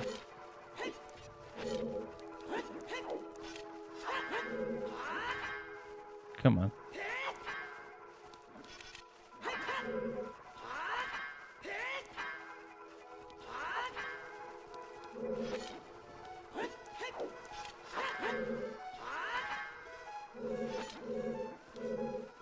It is 2 stabs for this, right?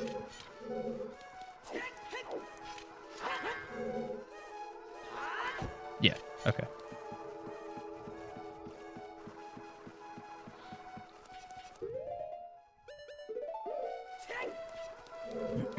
Just gotta remember we don't have strength, so we can't just push the blocks. Cool. Good ground jump.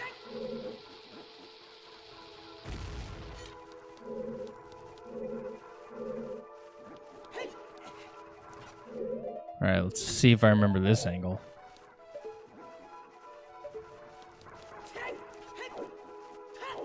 That was close. Worst part, when you mess that up, you have to go all the way back down and do the thing again. Because you can't push the blocks. And you can't ground jump from that other side.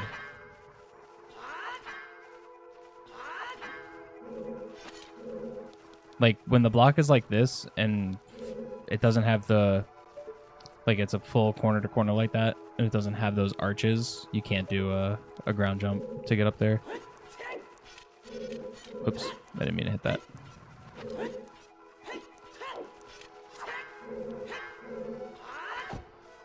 There you go. I always forget, with that, you're supposed to hold the control stick forward, but it's like, you start holding it forward like halfway through the jump. I always want to instinctually just hold it immediately, but it's not.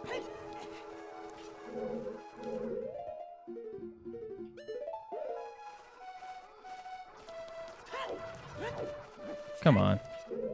This was the part that I hated the most, I think. It was like, no matter how decent I got at every... Oh, nice anti-grav. At any other part of this route, this section was like my least favorite. I always hated this part.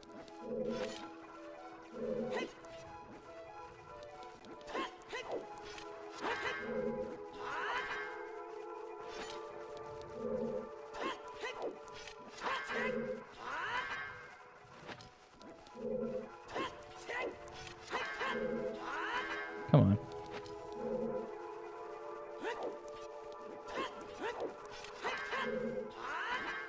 Again, I'm holding it too early.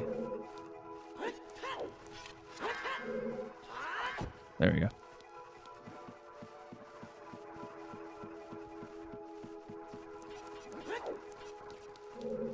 And it was specifically this. It was the hover boot section. The hover boot section is what I hated.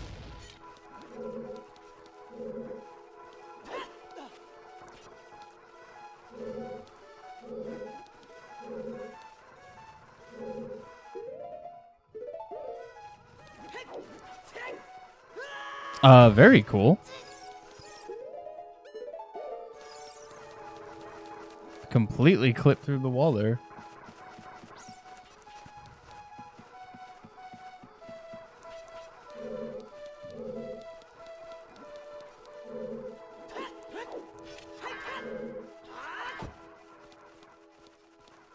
Ladder, thank you.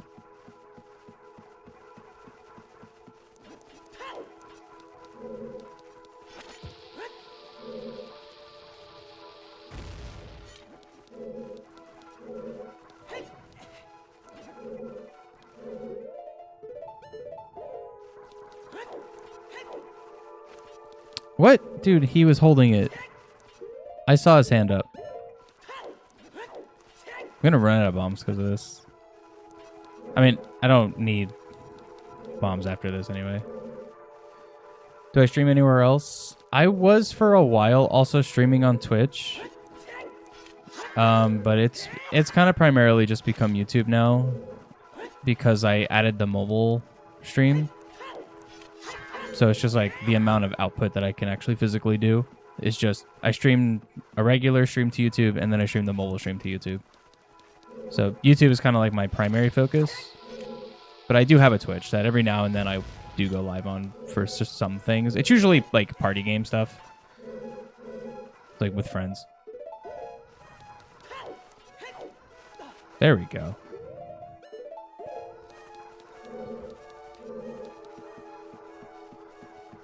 Yeah, but YouTube has become my primary focus as I have been trying very hard to get towards a YouTube partner.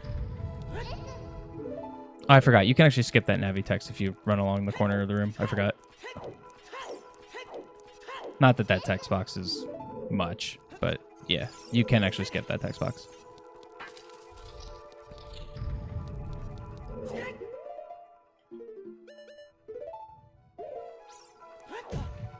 I don't know why I'm setting up to fight the pose. I don't have to fight the pose. And yeah, like I thought, 2 keys is all I needed.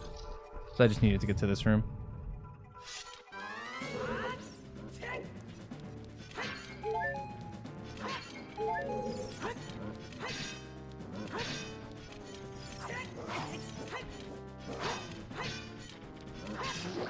Dude, he's too good.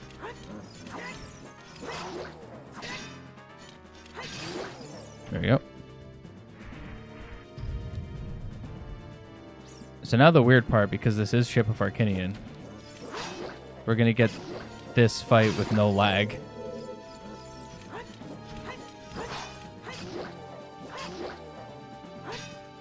Dang, thought I can get him on the triple there.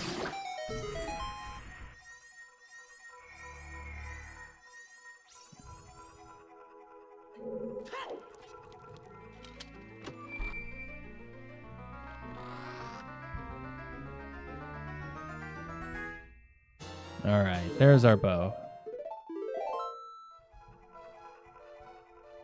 Now we're done with Forest Temple.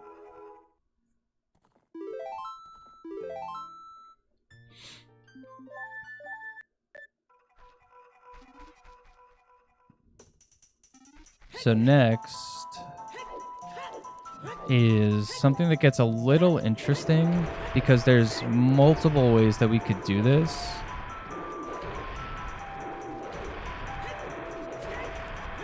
Basically, we need to go to Gerudo Valley, is what we need to do. Gerudo is our next stop. However, the bridge is broken and we only have hookshot.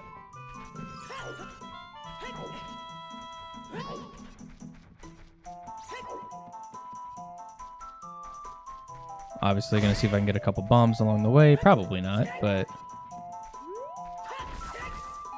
Okay, game. Thanks. I can actually... I'll farm some bombs here real quick. So there's 2 ways that we could do this. There is a method to getting across the broken bridge with just hookshot. It's very precise and a little awkward. But it could be worth trying. And then if I just can't get it, do the other one. The only thing... Oh, nice. Bomb drops. Okay, cool. Full 20.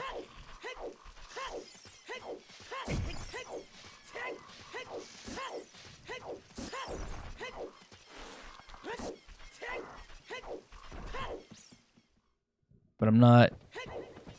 I think I might just want to do the safe method.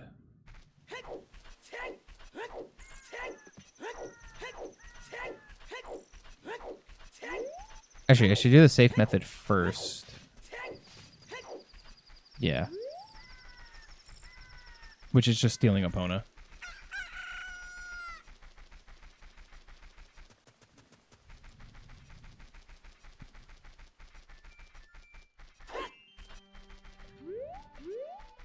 See if I can get some chews, because I'm cheating.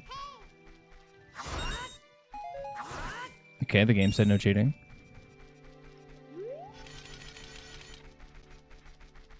Again, not that I really need chews at this point anymore.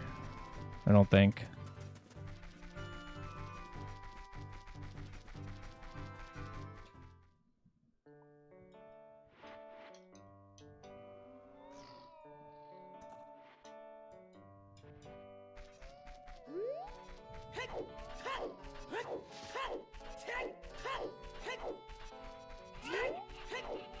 Alright, yeah. Steal Epona. Talk to you. Just for ISG, though. No.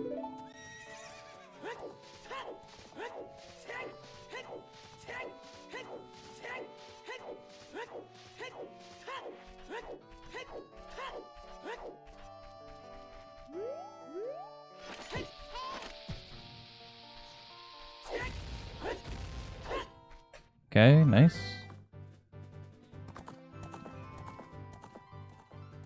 Didn't get glitch camera, which kind of sucks.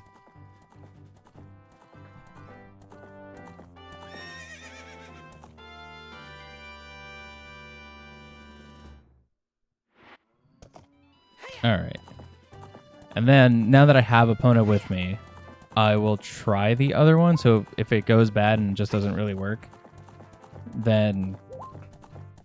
Well, actually, no. Because if it goes bad and it doesn't really work, it could make me fall into the river below, and I definitely don't want that to happen. So I'll just explain how it works, but I won't actually do it.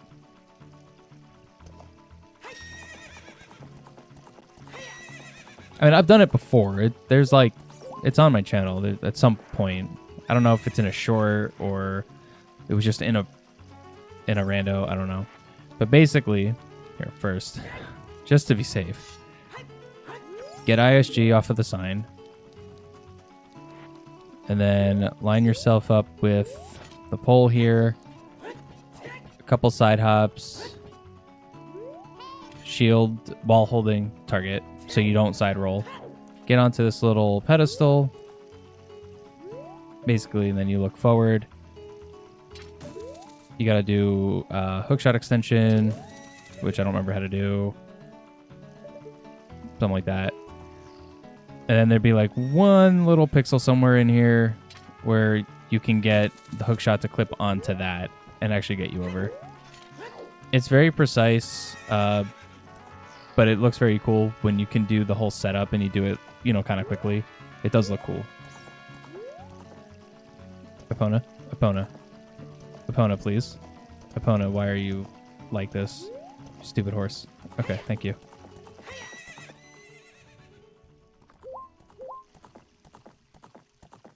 Actually, you know what? I think Epona was just helping me out there because it'll be nighttime now, which is easier to deal with the guards. Oh, and there is a new thing that was kind of recently discovered. I posted it on Twitter. I guess I could show it here, though. So it's the thing that was discovered that's kind of cool. And because it's night, it'll actually make it just that much easier to do. Although eventually I am going to need to get caught. That is kind of required here, but...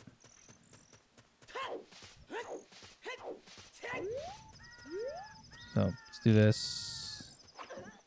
Get rid of her. Okay, so this guard here will pretty much always see you. In, like, doesn't matter time of day or whatever. That distance, they'll always see you, and you'll always get caught. But, Navi, shut up. But, I think it's... Wait. Hold on. It's like... This... Turn the camera like that. Look straight up, and then just sidle to the right. Yeah.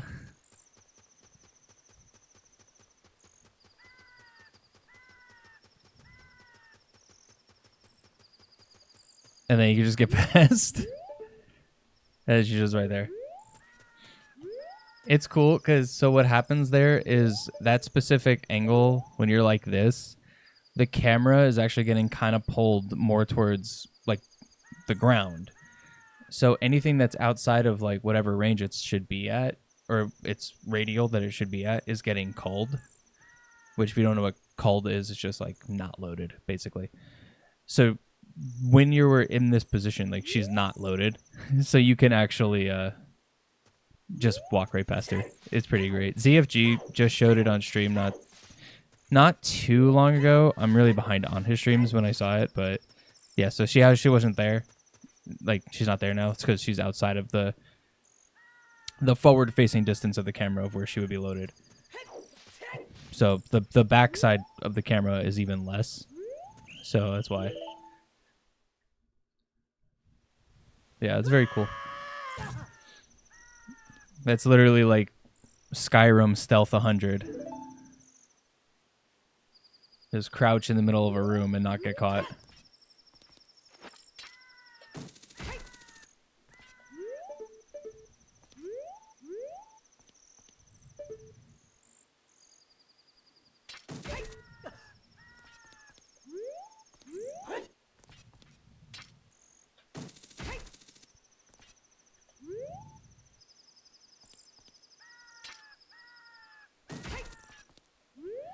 All right, let's see. Do I remember this?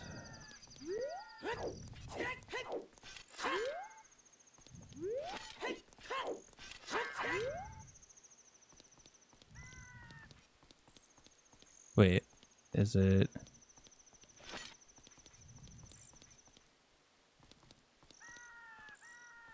Why am I drawing a blank here?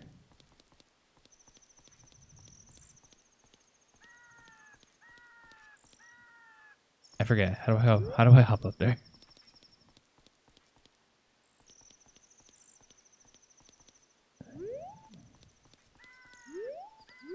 It should just be like a specific angle.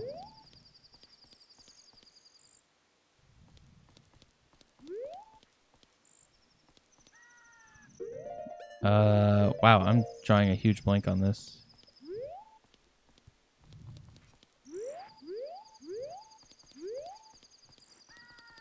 I know it's like some weird angle walking along this fence, and it like forces Link to jump up.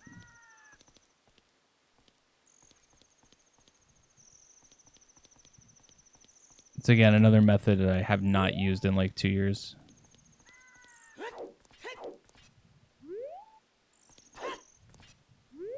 I do think you can backflip up there, actually. Nope.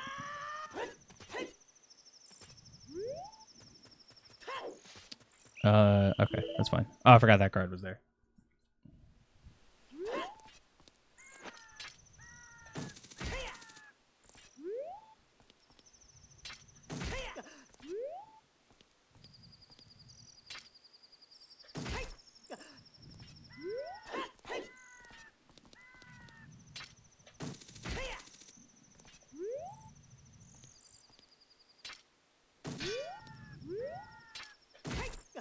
Come on.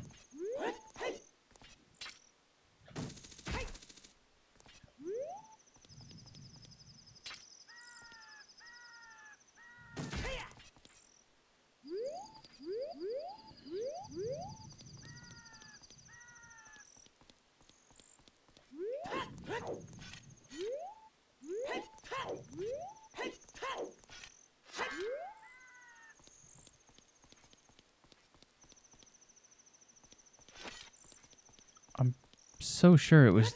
Oh, wait. Okay, there we go. Hold on. There we go. Okay.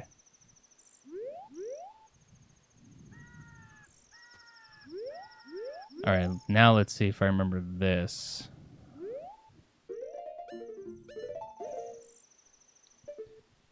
All right, should be run to the right with hover boots, run back, turn sideways, and then side hop. Like that. I did it side hop a little too early.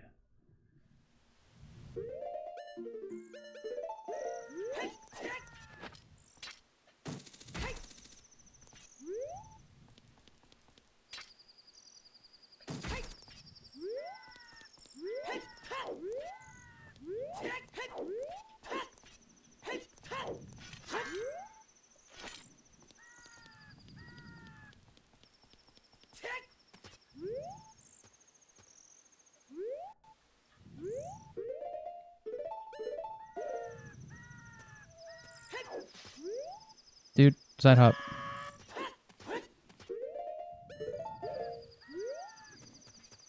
I know there is a...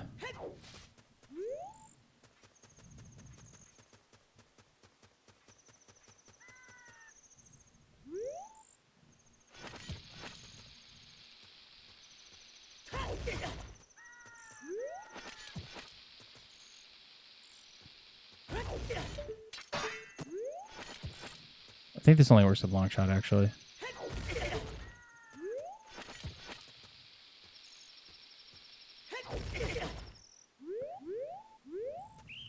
Okay, it's fine, whatever.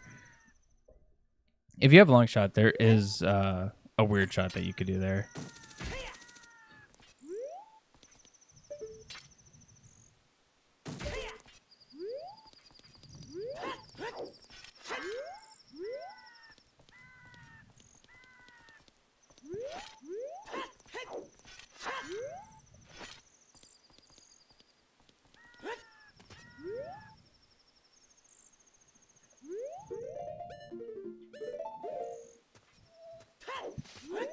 No, bad angle. I do remember this, because this jump is very specific. Wow, she saw me through the wall. This jump is pretty specific, and I remember this was one of the first things that gave me, like, crazy trouble when I learned GSR the first time. Obviously, I mean, I haven't done it in 2 years. It's giving me trouble now, but...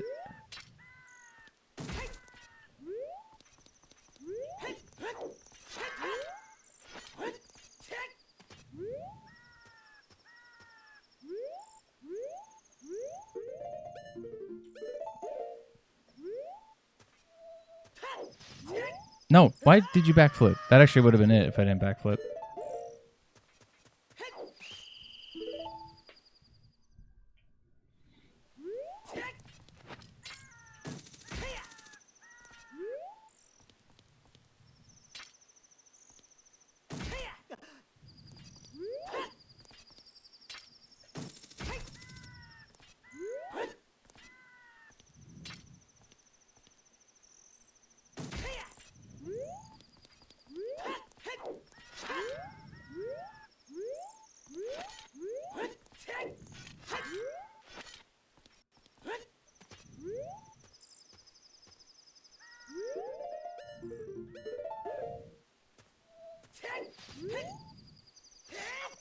There we go. No, no, no. There we don't go.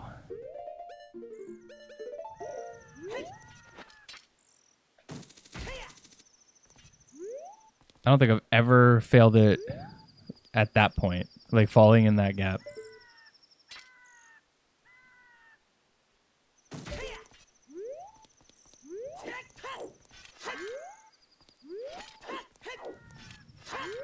Come on.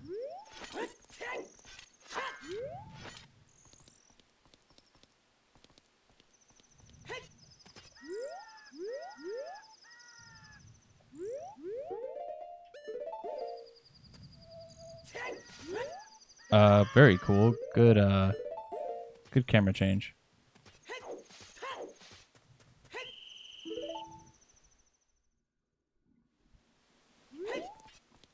It really feels like learning this again for the first time.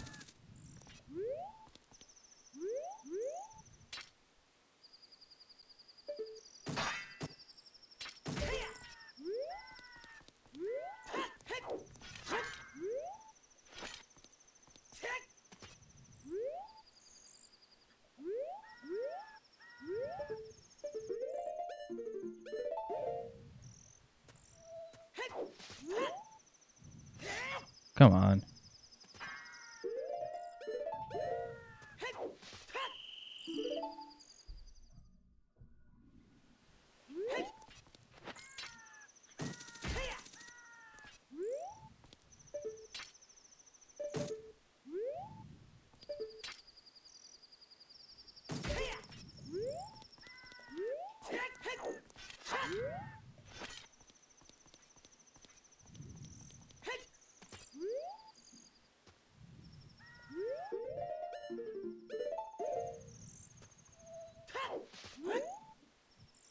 Oh my god.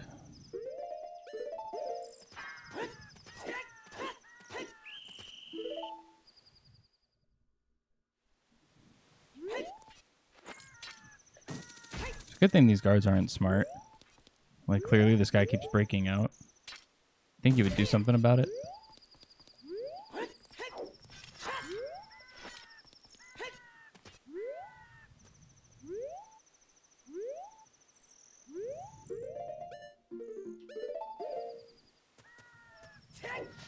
Oh my god, camera, please.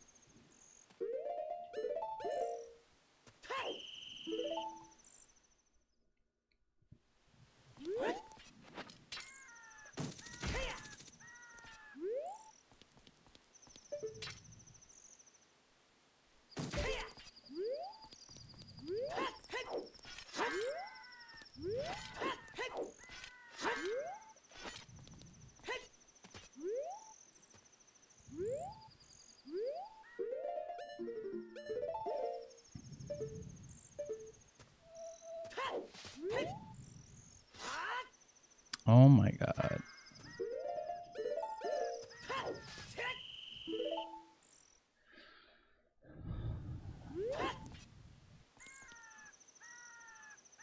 He's broken out like 20 times this night and they think it's fine. Yeah. That's what I'm saying. Like, I might be bad at this, but they're also bad guards.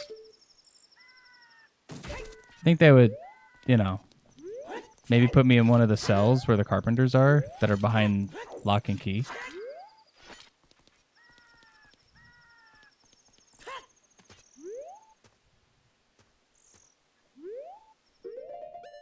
Or at least, or take my items.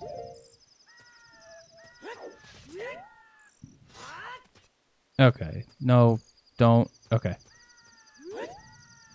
No.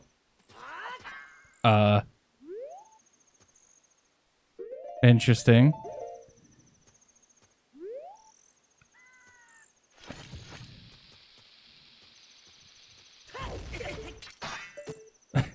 I've never been here before. Those are not on the right buttons.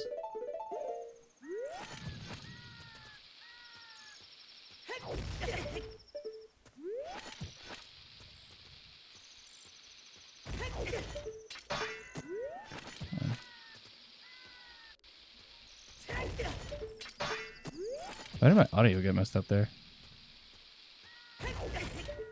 Please, weird shot.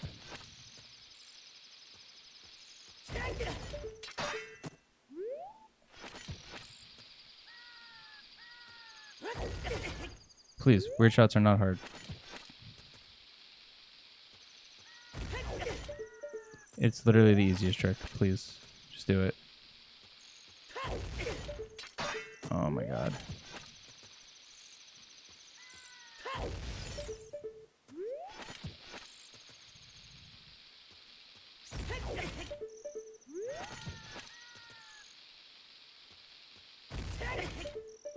Oh my god.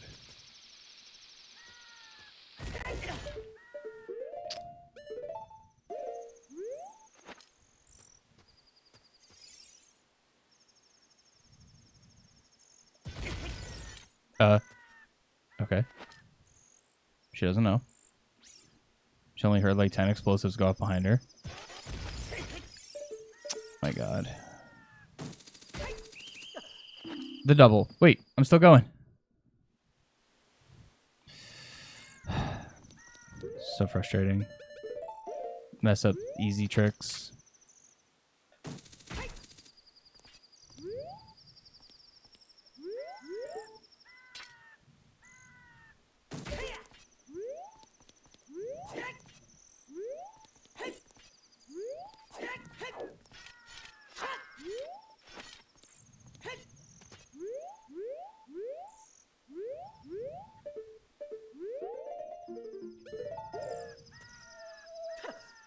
My hover?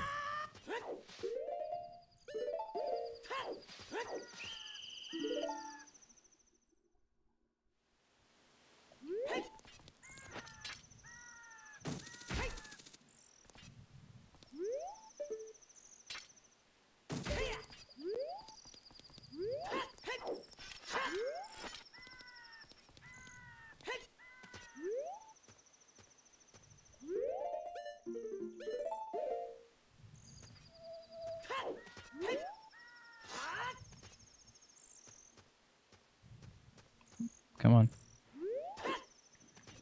No.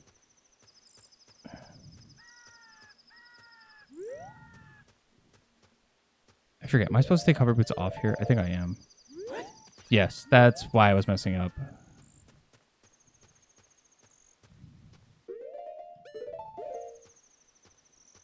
I'm stupid.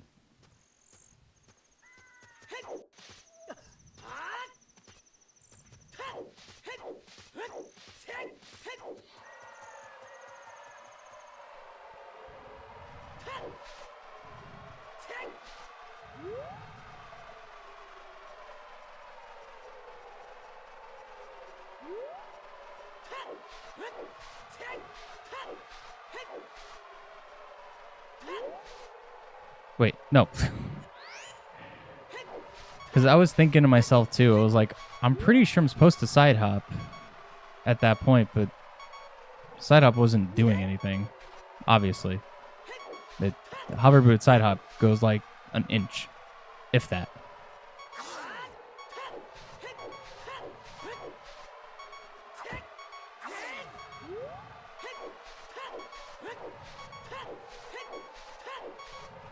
I don't need hover boots on.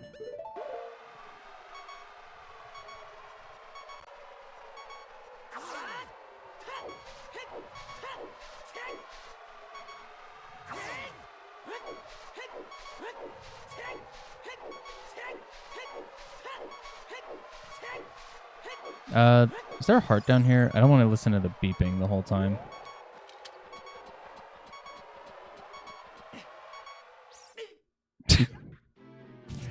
I specifically climbed down thinking I was not going to be in fall damage range.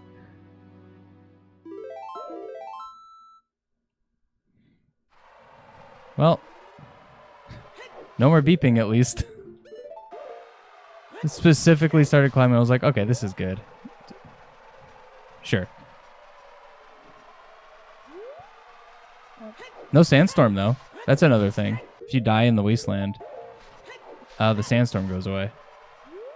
Which makes it, you know, a lot easier to see, just in general. It's better to have no sandstorm during the day.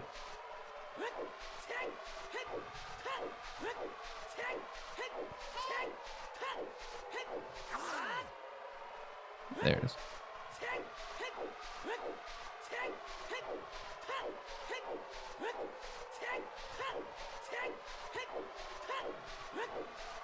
Alright, let's see. How many times do I fail Lensless Wasteland?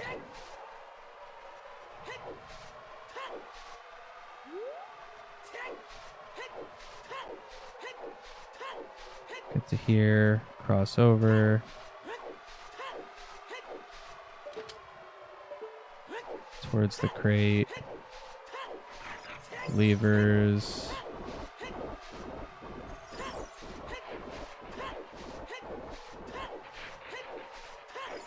Okay.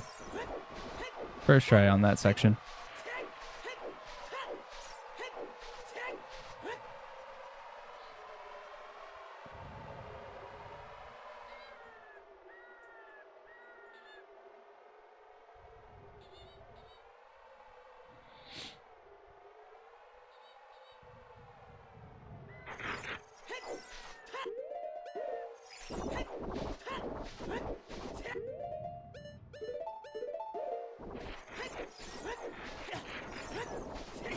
Oh my god, levers are the worst.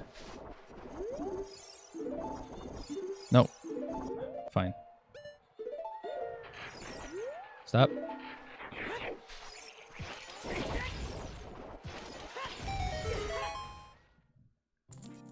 That's damage that's okay to take because I'm going to get a full heal here.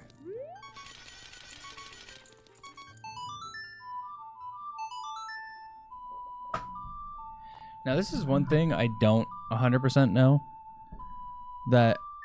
So, Ocarina of Time's menu, like item menu. Can I switch to the normal stream? Okay, cool. Ocarina of Time's menu is like, it's weird to navigate items. I remember. Oh, the mobile version's acting weird? Okay. I guess that's kind of expected with this new, because YouTube's mobile thing is kind of new. The first time I did the speed run. So this is, oh my god, it was actually more than 2 years ago. It was like 2020 or end of 2020, I think. So the very first time I did this, I got to the very end.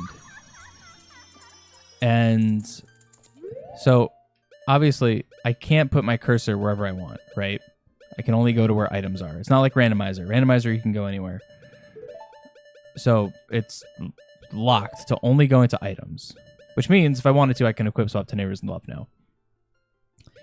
The first time I did this, I didn't have Neighbors Love, and I pretty much had nothing in that third bottom row, which meant my light arrows, which are right next to Neighbors Love, for whatever reason, the way I had like the items are set up or whatever, I messed something up. I don't remember.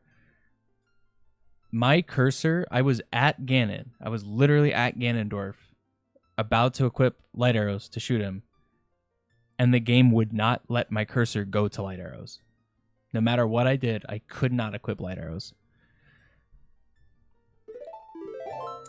And that was very, very frustrating.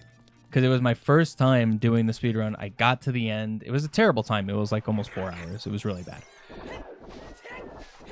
But in doing that, I learned, I was like, you know what? It takes a couple seconds, get Neighbor's Love. Because having Neighbor's Love made it so I can equip light arrows super easy. What's up, Delete? Welcome to the actual YouTube video.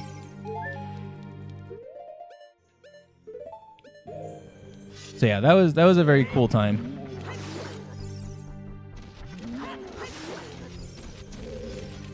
Thank you. Wow, the double 50-50.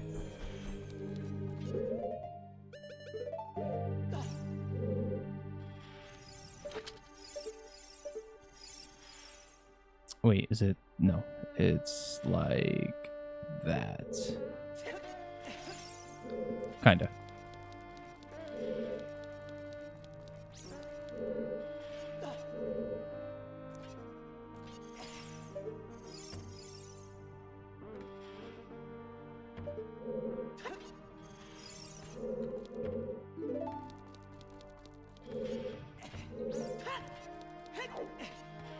Do I play any Majora's Mask? I do play a little Majora's Mask, yeah.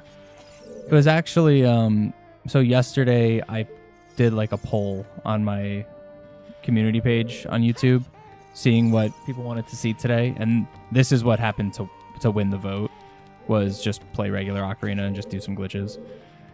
But Rando was actually one of the options.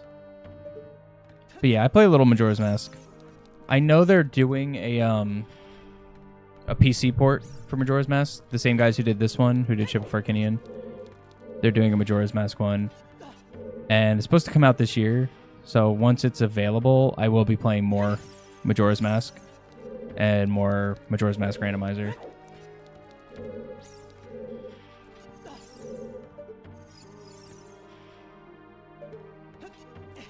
There we go.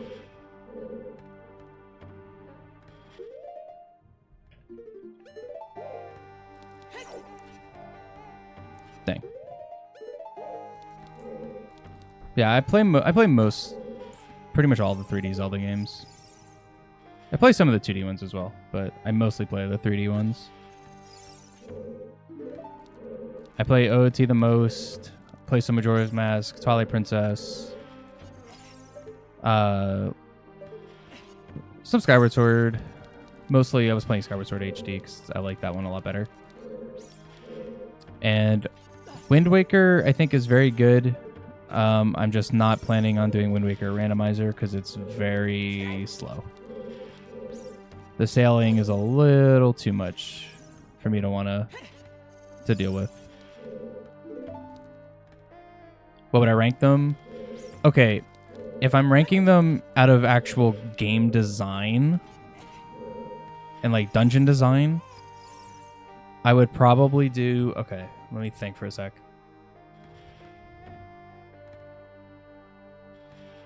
I want to say TP,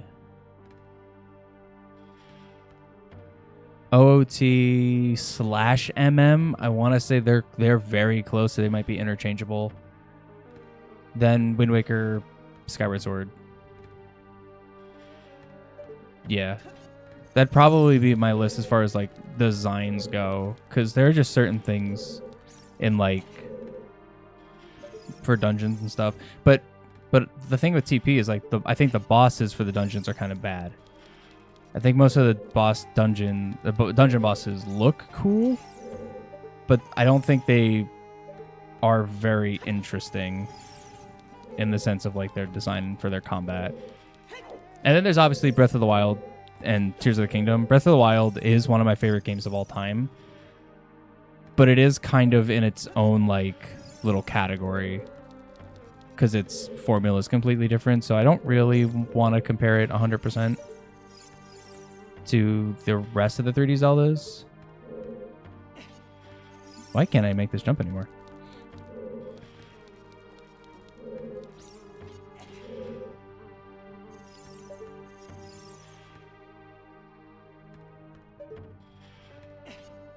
Come on. Because like Breath of the Wild, when I played Breath of the Wild for the first time, it gave me like this really crazy sense of like adventure, which Zelda games feel like they should have, that the rest don't compared to that game, at least for me. But I do think so like I kind of put it in its own little like separate category.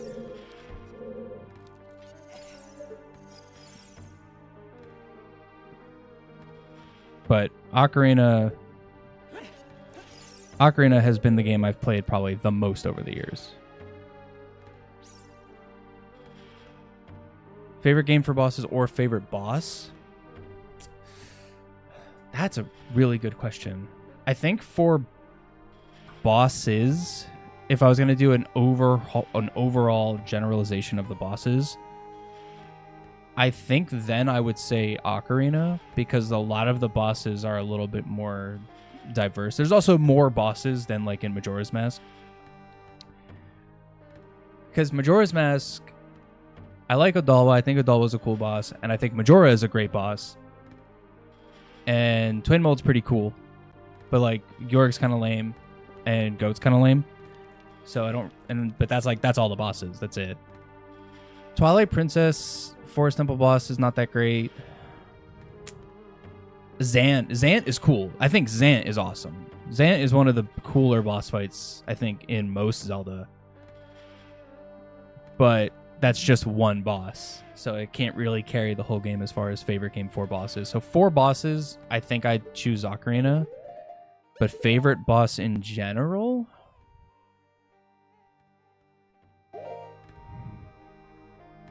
Wow, that's actually a tough question. All right, if I'm thinking a vanilla fight with not like using glitches or anything, and just like from a mechanic standpoint, I almost want to say Phantom Ganon. Forest Temple Phantom Ganon in OOT, because of how it implies what you're going to deal with later. It's like an easier version of the final boss. And as a kid, it's probably a little nostalgia as well. As a kid, when you first encounter him, you're like, oh, it's Ganon. And then he takes his head off and he's a skull. And it's like, oh, no, okay, it's not Ganon. And then when you actually fight Ganondorf later, it's a callback to that fight. It's the same style. And I thought that was really cool when I was a kid. I thought that was awesome. So, like, for kind of pure nostalgia's sake, a little bit, I would probably want to say Phantom Ganon from this game. Phantom Ganon in Tears of the Kingdom was also really cool. He's very, like, overused, though, I think was kind of the problem there.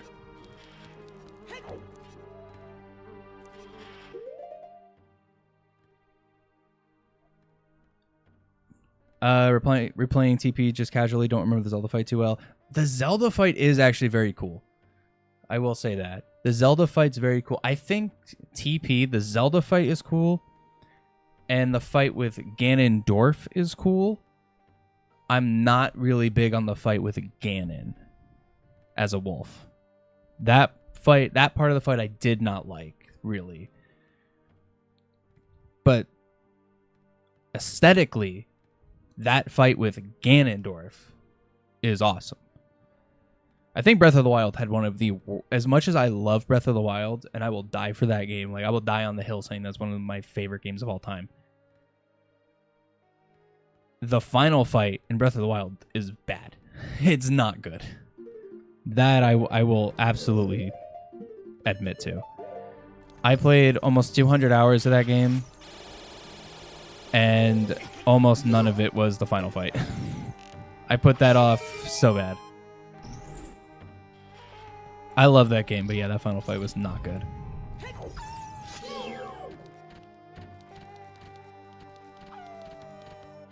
And I always feel bad about Wind Waker, honestly, because Wind Waker is a good game. I just feel like for me, a lot of Wind Waker kind of gets lost. Like I don't remember it too well. I think I've only ever beaten Wind Waker maybe twice. Like what am I doing? I don't need this. I just never want to actually go back to it is the thing. And it sucks because it's cool, but I hate the sailing.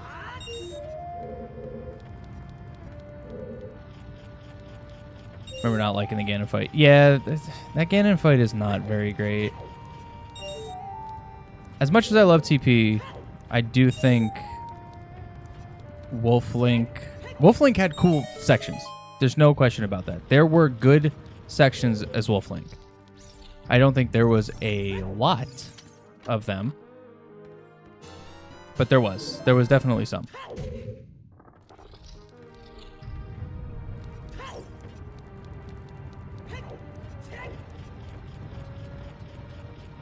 But TP is a game I also want to go back to and just play on a more casual level as well. Just casually go through it again. Because I do want to do a Twilight Princess randomizer. I haven't played Twilight Princess in a while, so I probably want to go through the game again more normally, just to regain my footing with it. But as growing up, I don't think there was a game I was more excited for than Twilight Princess back then.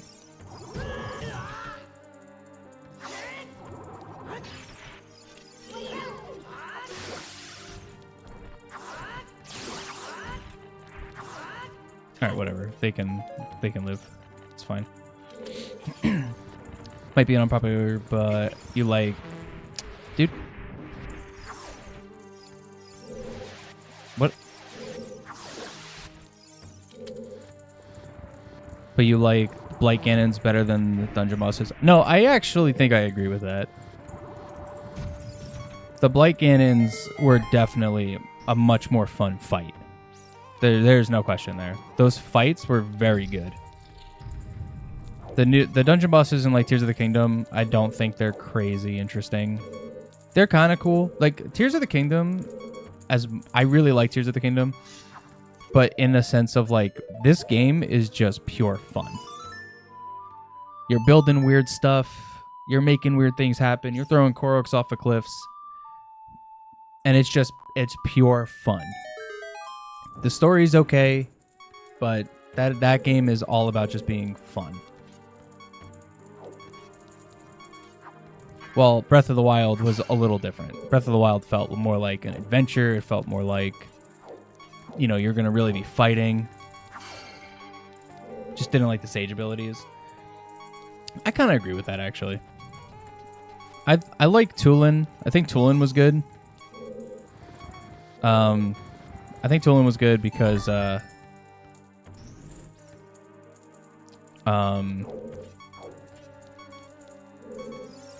for the glider, just to fly a little bit more. Wait, do I need? No, I need a key. There's a key up here. I think I'm misremembering this. Also, Link has no voice again. Poor guy.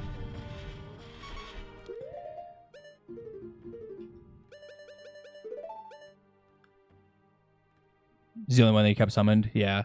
I thought at first that the mech one was going to be really cool because the concept of it was awesome. And then I just literally unsummoned it and then never brought it back. Come on.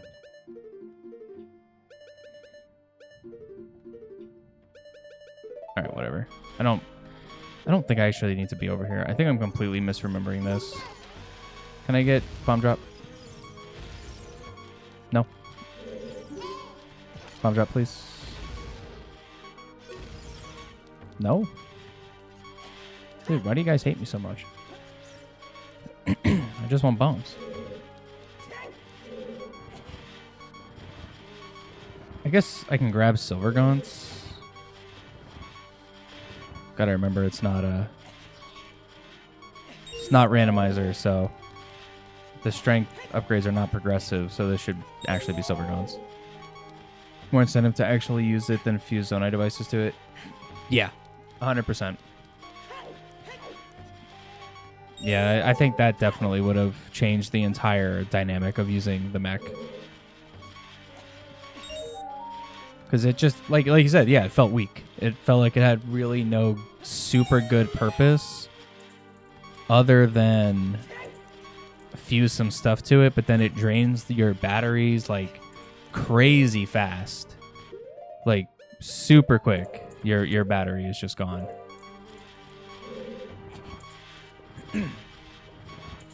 I just realized I could just do the torches with QPA. I don't need to equip that.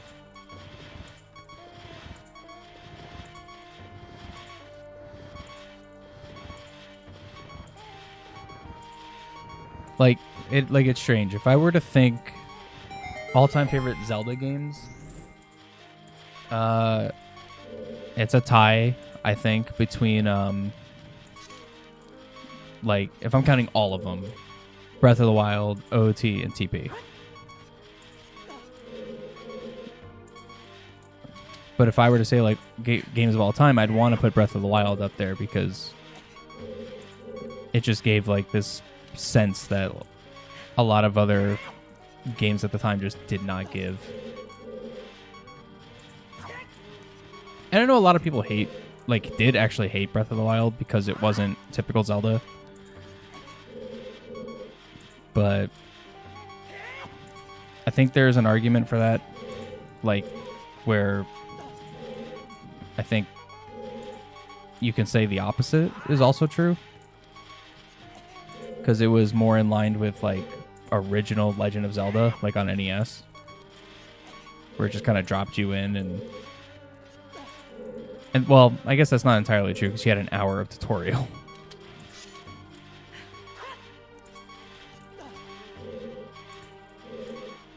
Switch up the map from the Zelda game. They actually did already confirm that the next Zelda game is not going to be a sequel to Tears of the Kingdom. And it's going to be a more unique adventure. So we are going to get something different.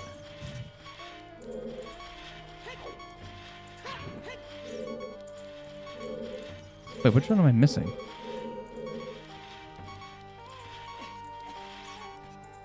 Oh, that one. I just ran past it. Okay. Dude, gonna die.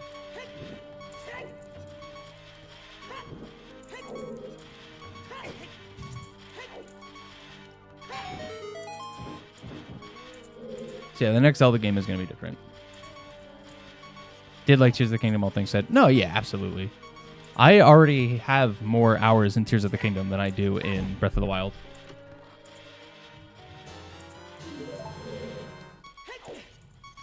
And I think as far as final fights go, Tears of the Kingdom, way better. Okay, chew drop, cool. Cheater drop.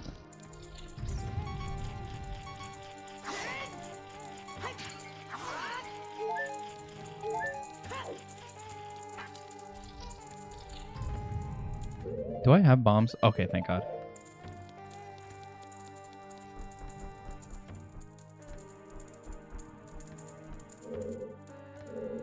Put the sword away, please.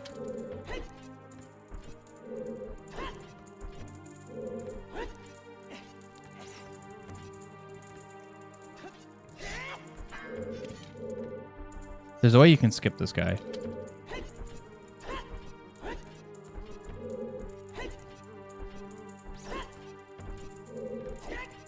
Come on.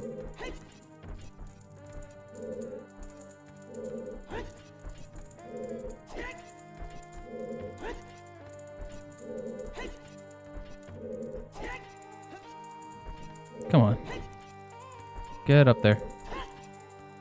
At this point, it's just faster to fight him, I think.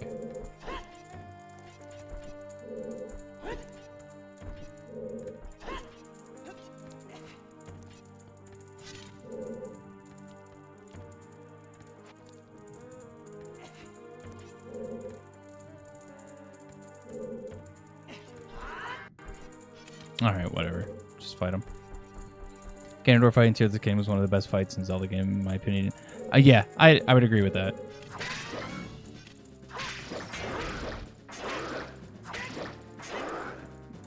Yeah, it was one of the things that I think Tears of the Kingdom did very, very well.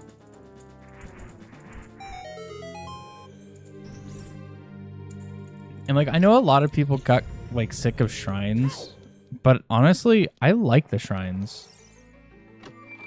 I liked the shrines because it was like mini puzzles and there was just a lot of them.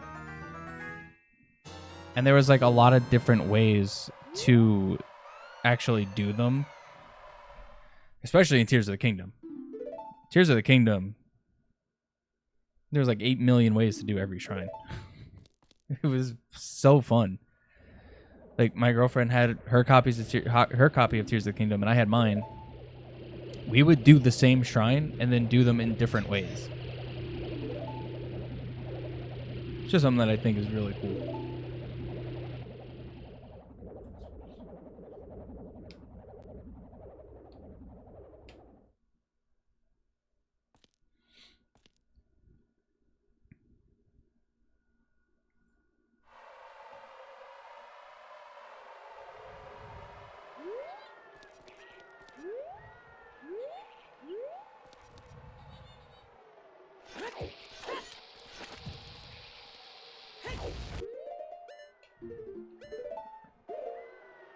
Oh, I thought that worked.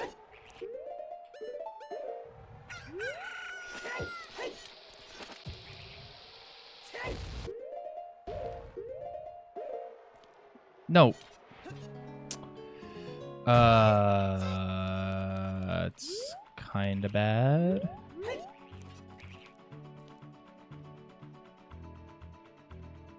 No, reset's not going to do anything. Oh, good thing I grabbed that chest. I was thinking I don't need silvers, but that kind of sucks.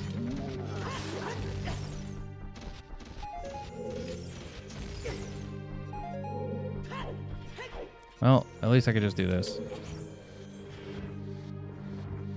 Yikes, yeah. Haven't messed that up in a while. To be fair, I haven't had to do any of this in a while. Come on. It's alright. Just climb up child side again. And just go and try that super slide. Because it's going to be much faster to just do that super slide than anything else. Okay, thank God this is a permanent flag. It's one thing I always forget with this game of what's a permanent flag and what's not. Where am I going?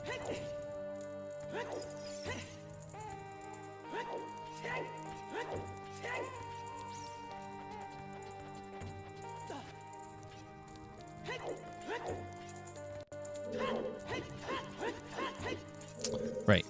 This one's not permanent.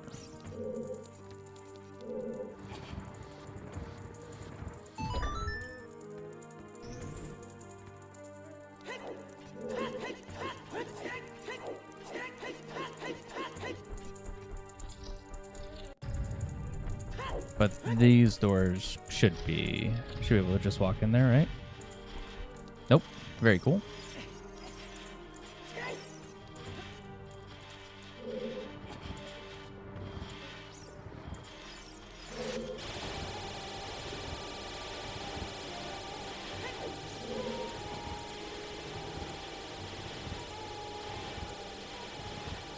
Don't do it. Don't. He did it. Thinking about getting into speedrunning TP, just don't have enough time on your hands. I'm honestly in the same kind of boat, I'm not gonna lie. I wanted to speedrun TP, but it's one of those games where it's like, its speedrun is still like kind of long. Even its any percent is still kind of long. But TP speedruns are super cool.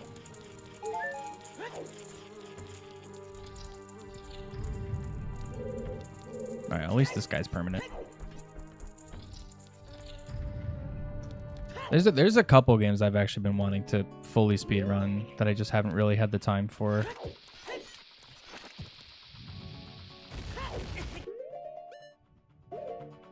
Dude, again? Oh my god. Like, I wanted to do TP.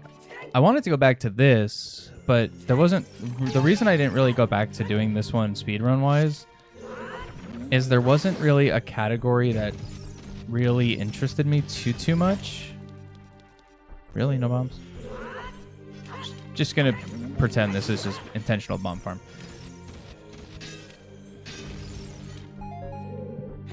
But I did want to do this. I wanted to do TP. I want to do Metroid Dread as well, because I love that game.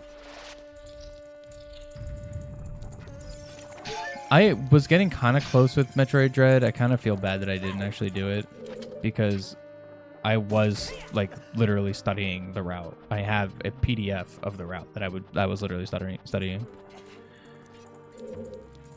Try in the summer when you're out of school. There you go.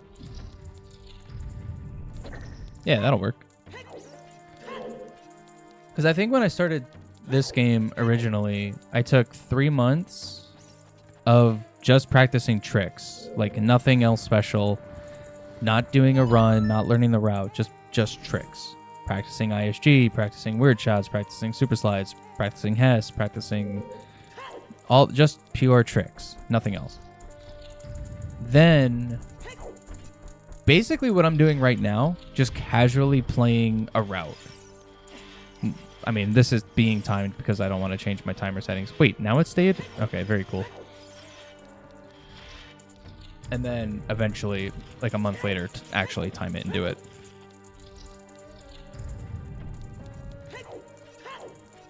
But yeah, TP runs take a while. But they're so good.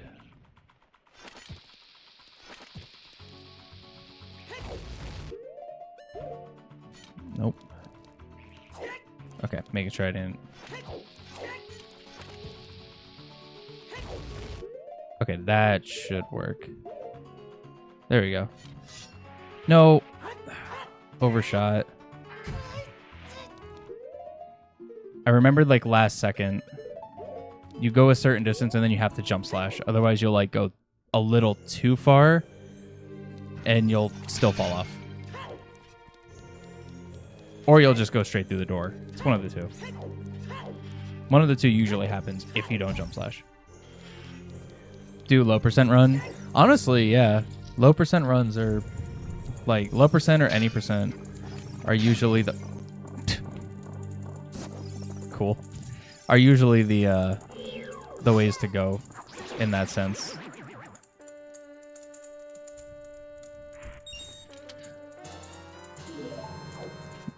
It's something that is kind of funny for this game. The any percent is like, I don't even know what it's down to now. Did save state get it down to like 2 minutes or 3 minutes or something? It's incredibly fast. But the any percent category for Ocarina is kind of a meme at this point. But it takes like a lot to practice to get to it, so it's really funny. You have to put so much time in to like a 2 to 3 minute run.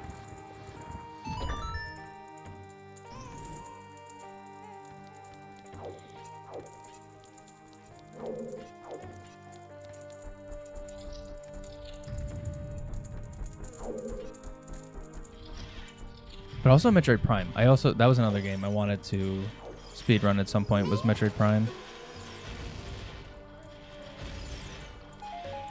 I was thinking about doing Metroid Prime, but on Prime Hack instead.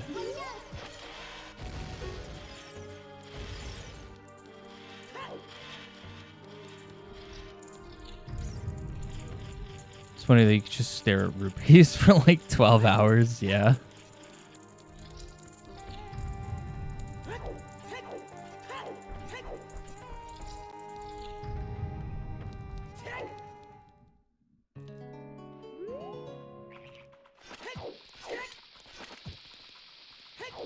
Nope. Way too early on that. No. That's what I was trying to avoid. Never really played any Metroid game. I mean, if you like that style of game, like the exploration, backtracking kind of thing, I love Metroid. I think Metroid's fantastic. Dude. Metroid Prime, Metroid Dread, and Metroid Fusion are my favorites of the franchise.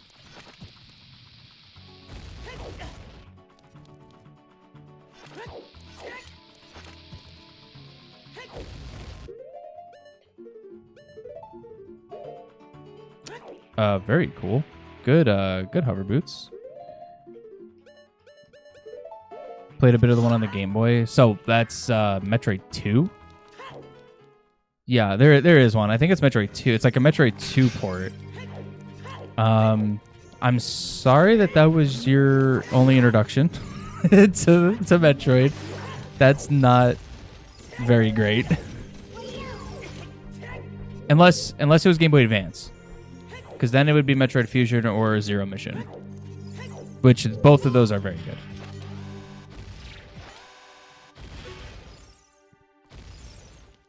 But on just regular Game Boy is Metroid 2.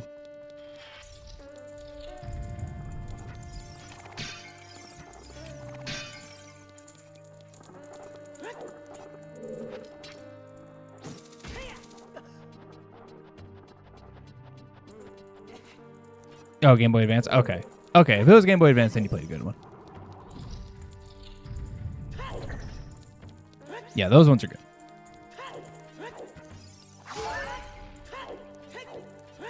But I mean, for anyone who hasn't played Metroid Prime and is like kind of interested, at this point, I'd recommend the remaster on Switch because it's perfect.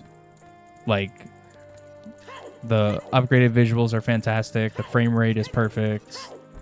The control upgrades is perfect. Like, it's literally one of the ideal ways to play the game at this point.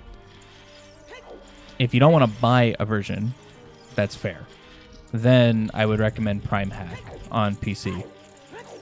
Because then you could play it with GameCube controller, you could play it with Switch Pro, you could play it with keyboard mouse, and, you know, mouse aiming and everything. You could do all that. Also, one of the ideal ways to play the game.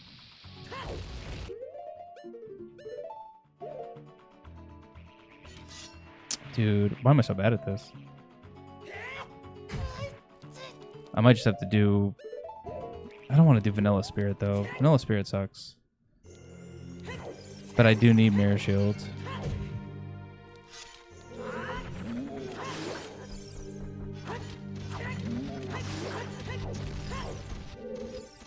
Wait, he can drop hearts? I didn't know that. I've literally never seen Armos drop anything that wasn't a bomb.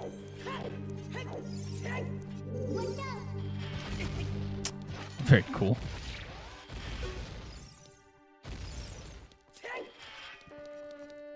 Just bomb farming.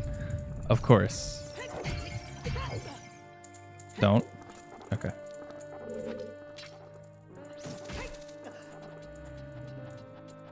Just bomb farming and being very bad. That's stuff I haven't done in years.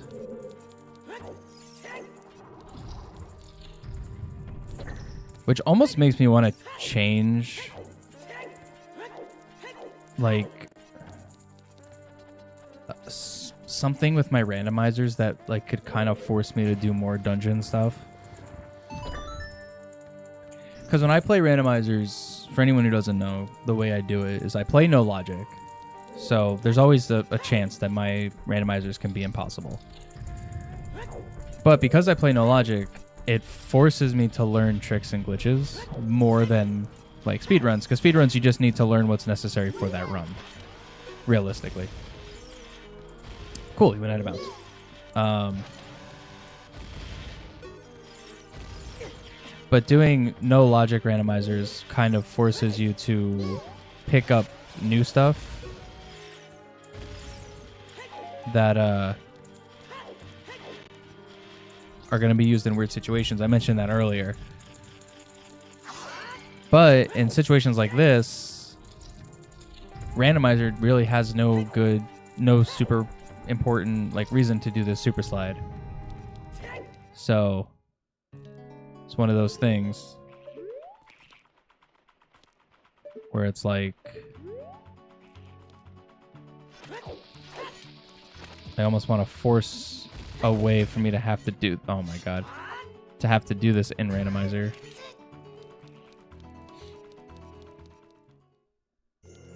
What was my favorite or least favorite part of MM?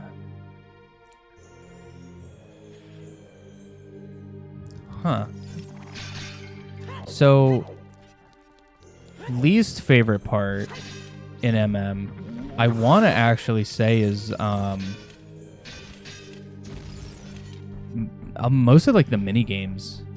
I was never a big fan of the mini games MM had, like Swamp Archery and stuff like that, like Honey and Darling. I didn't really think they were crazy interesting, and Deku Playground I thought could be a little annoying.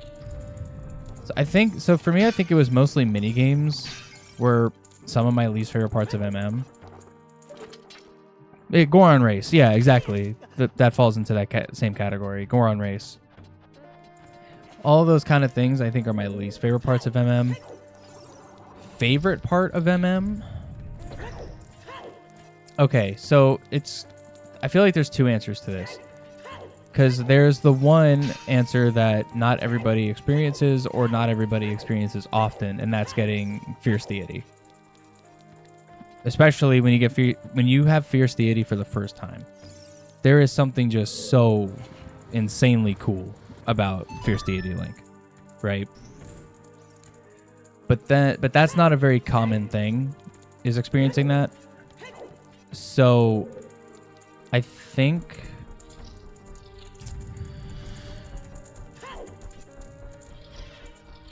man, what is my favorite part of MM? I know a lot of people would say Andrew Cafe, but that side quest is also kind of hell. It's just a nice story. It's a sad story, but I honestly, and I know it's not the greatest temple in the world, I want to say Stone Tower. I think Stone Tower is one of my favorite parts of MM. Just for the fact of like being able to flip the entire place and having light arrows be a little bit more useful than they were in like in OOT. For an OOT, you need one light arrow for the entire game, just one, and that's to shoot Ganon. That's it. Outside of that, you literally don't need light arrows for anything else ever at all. But in MM, it kind of gives light arrows and mirror shield like a whole new like reason to be. Okay, I was super sliding there, game. I don't agree with you.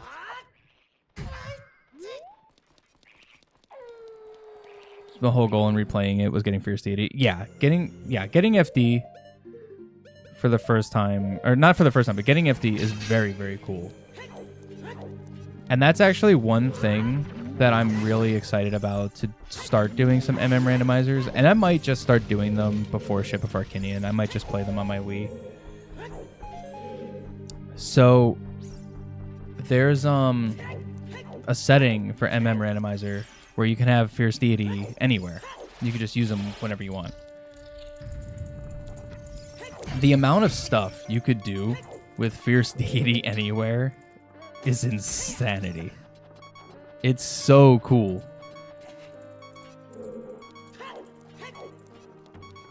So, I mean, Fierce Deity in general might be just probably like my favorite part of MM, but there's something special about like actually working so hard in the game to achieve it, and then getting that mask where you could just decimate anything. It's like one of the ultimate, like, it's like one of the things of just like all of that work pays off, right? You do all this stuff and then you get this ability, and it's just like it felt worth it. Just did the glitch to get out of boss fights. I mean, yeah, that's fair. At this point, I should probably just do vanilla Spirit Temple, if I'm being honest.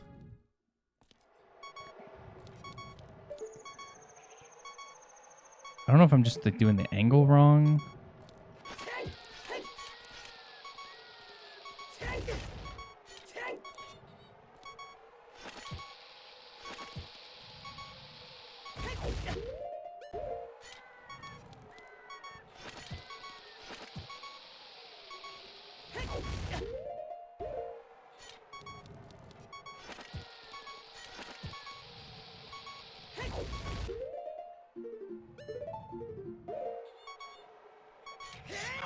No, dude.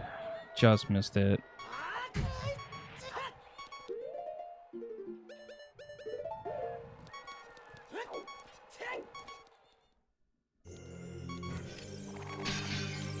Alright, I think I'm just gonna do some of the vanilla stuff in Spirit just to get to Mirror Shield. This is just starting to get annoying. This is why normally when I was doing speedrun practice, I never did it on stream. Not that this is practice for a speedrun. But I never really did speedrun practice on stream unless it was like specifically trying to figure certain things out that were weird. But otherwise, I never did it on stream because I always worried about people getting annoyed of watching like failure over and over and over and over again. Not that it's something that it doesn't bother me. Like, I watch a lot of people who do speedruns. I watch speedruns pretty often. I do need to go get another key. I never got that key, so that'll be fine. So I'm kind of used to watching that.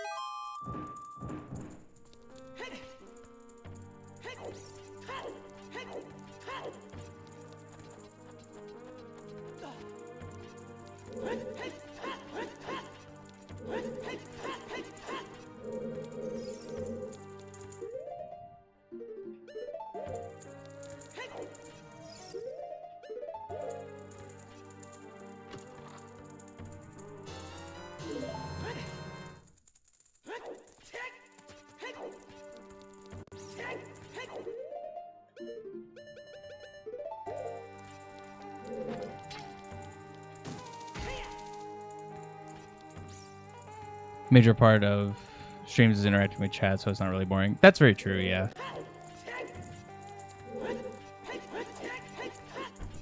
That is definitely a big part of it. But I know there's... Sir, get out of my way, please. Don't. Okay. Yeah, dude. I've never seen him drop hearts either, I don't think.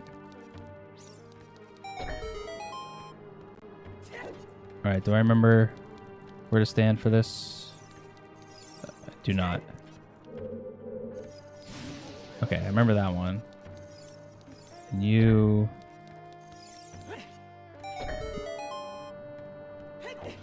Why did I think one was over here? Am I thinking of MM? Oh, no, that's why. Get it? No.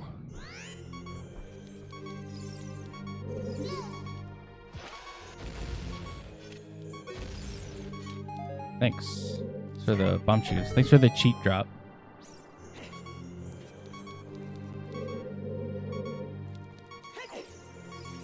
Fine, I'll use hover boots. Get out of my way, dude. Okay. That has gotten, like, if I don't do that guy first, I will fall in the pit here.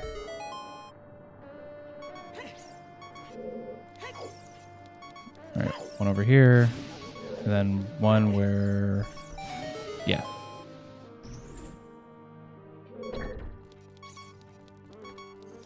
I've been instinctually going for my D-pad to try and... Dude, wake up. To try and equip hover boots a couple times. Can't do that. One of these is a fake chest, I'm pretty sure. I think one's an ice trap.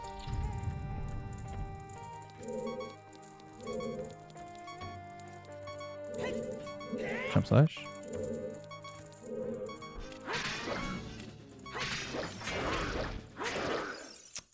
Cool.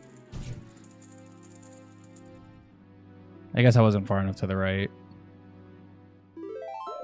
I forget with that, you can't be centered on him. If you're centered on him, he'll still hit you. I do think that the Anubis room is a permanent flag, though. Surely it's a permanent flag? Right, game?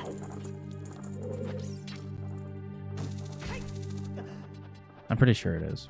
I don't think the Anubis is going to respawn. They might respawn, but I think the door stays open.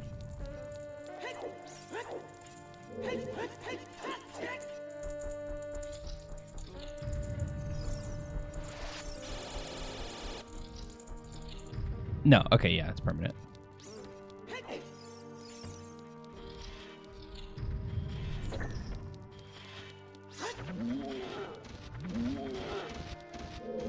You idiot.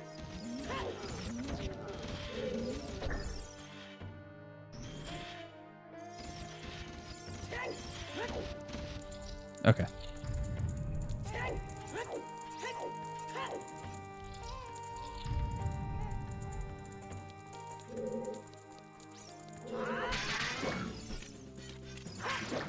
No, the chair. That was greed. I tried to get an extra hit in before he stood up, and I crouch stabbed the throne, and it pushed me back.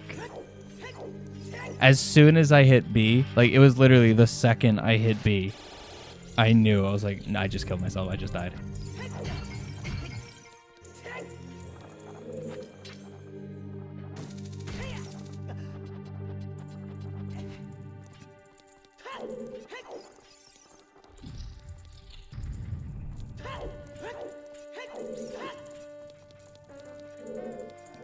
I know I said it before, but it is like kind of crazy how I feel like I'm playing so much worse in this than I do when I play No Logic Randos.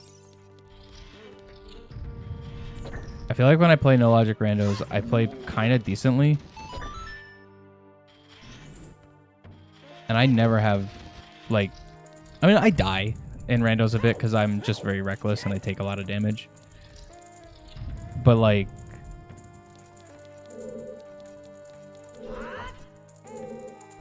Wait, is it easier to skip this one? Oh, I think it is. Wait, do I need to have... Hold on, let's see if I can remember how to do this. So I know you can skip this guy.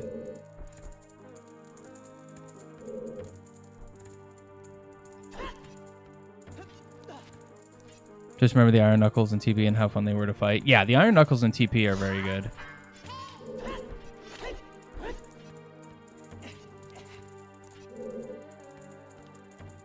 I think it's centered. Okay. Come on.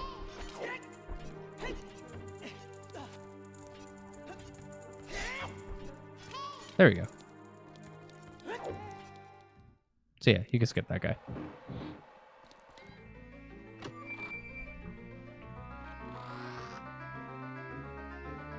That was all way faster. I should have just done that where I skipped that guy immediately. Not even tried the super slide. Just literally skip him. Wait, but this door's locked now, right? Okay, so we do have to kill him.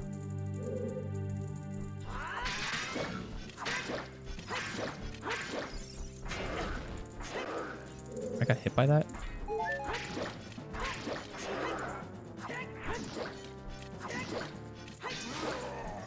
There we go. So somehow it's a little easier to just hit him when he can't see you. To just get cheap shots in.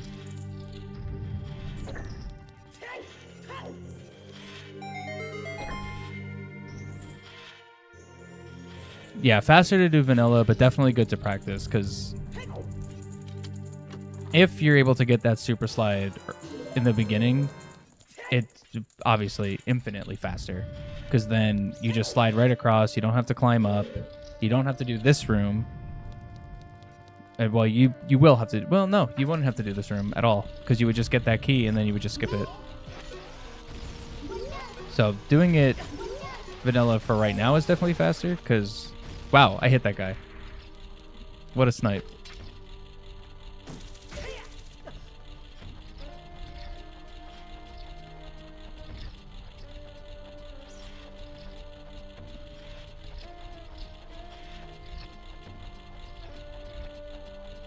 Okay. But yeah, good to practice for sure. Like, I mean, that's all this really is like, it's just to show off some cool stuff when I can do it, and then also practice stuff I haven't done in forever.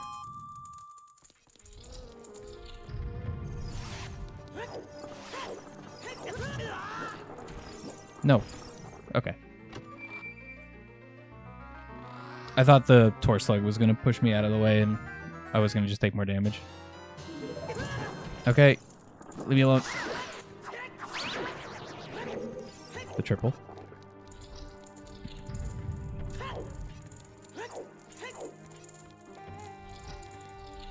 Okay.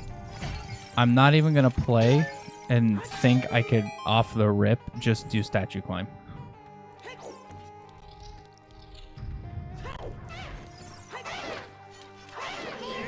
I have a short on my channel of me doing statue climb, but I'm not even going to... Come on. I know that works. Is it right at the wall? Yeah, okay. That's a rando thing. You would do that, because obviously you don't need that chest right now. Oh, fun fact. If you did Din's Fire in this room, the game would crash.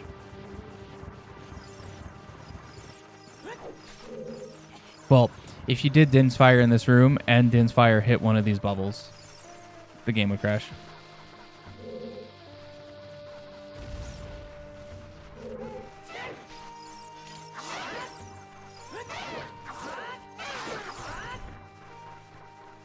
Come on.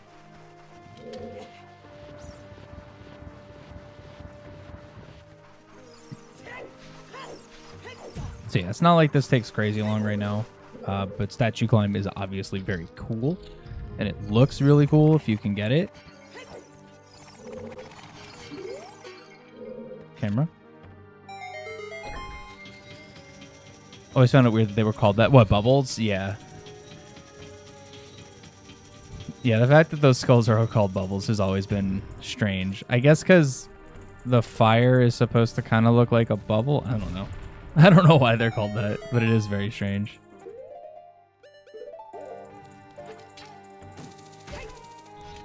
Alright. Twin Rova. This is taking as long as a rando.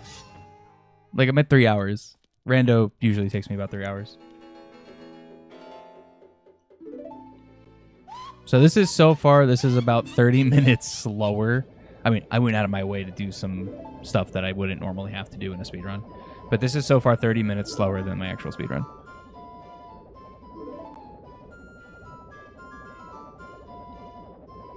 But this is on par for Rando.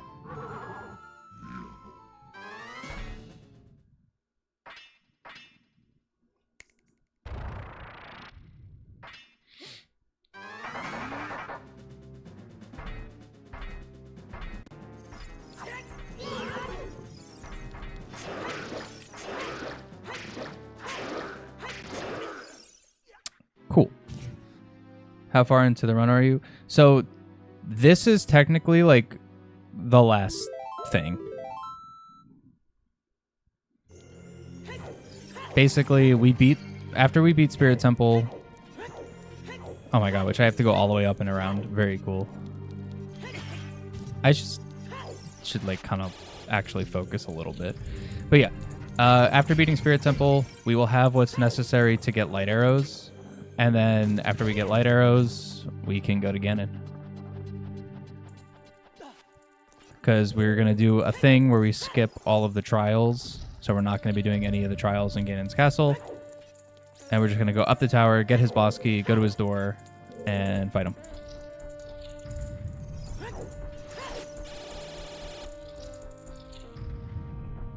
Dude, I have to do the stupid room again. I guess it also goes to show how used to a lot of health I am. In Randomizer, I tend to have a lot more health because I find heart pieces and heart containers all the time.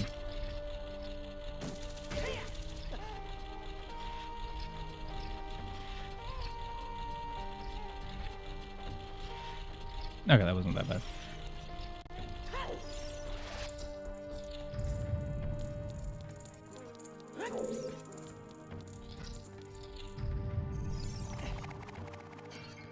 Okay, a pot messing that jump up is actually really bad.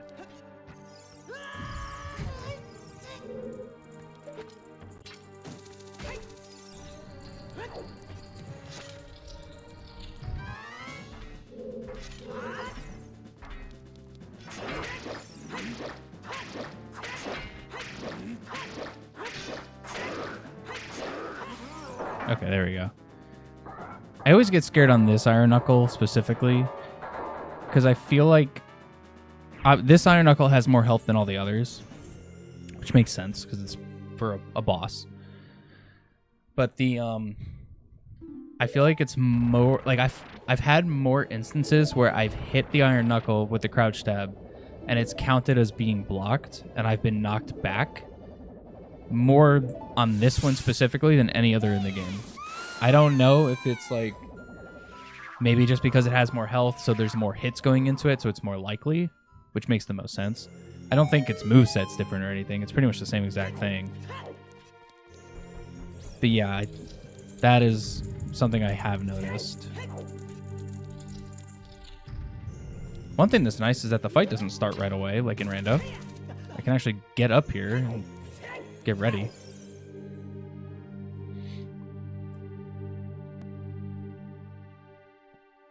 So yeah, after Twin Rova, we'll have what's necessary for light arrows. We'll go get light arrows, and then we go to Ganon's castle, which means I think I have enough Bomb Chew. We're gonna have to hover over, I'm pretty sure. I don't remember if Rainbow Bridge is actually triggered on light arrow cutscene or not. I don't think it is. I'm pretty sure Rainbow Bridge is all medallions in the vanilla game.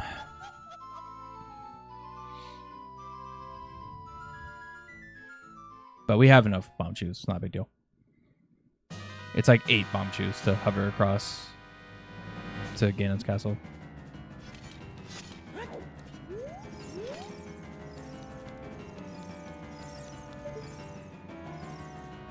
Come on. Do the thing.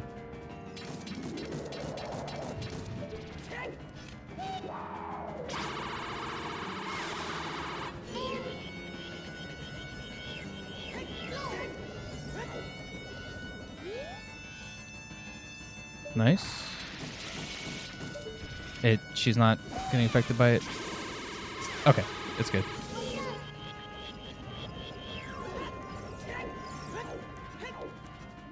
Quick one. Nice. You are in a good spot? Bad spot? Good spot.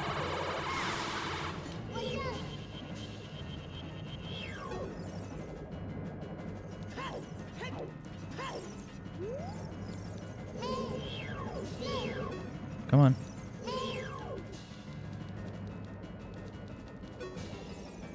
Can one of you do the thing?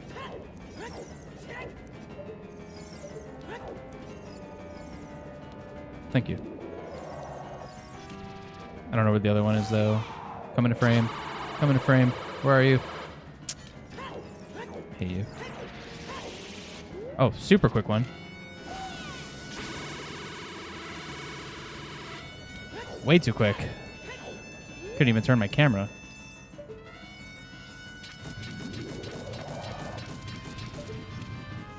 Stay right there. No, I let go too early? No, never mind. We're good.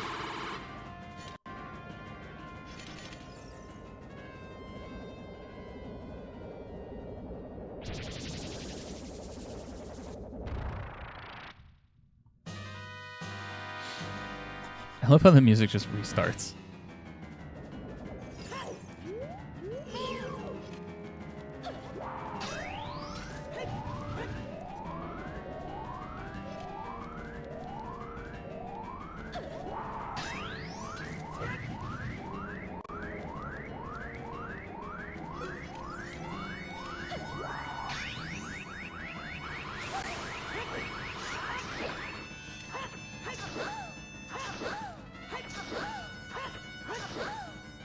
No, I can't believe I messed that up.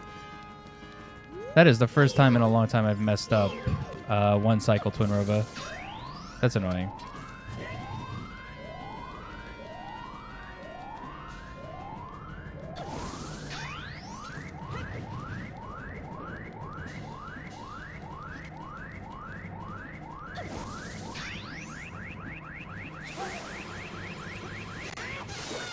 And it was by one hit, too.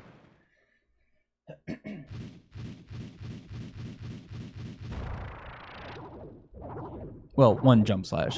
It might have been 2 hits. But a jump slash does, what, 8 damage? 4 damage? I don't remember. I think it's 4. Big Goron Sword is 8. Wow, haven't seen this in forever. And it's been even longer since I've seen it in English.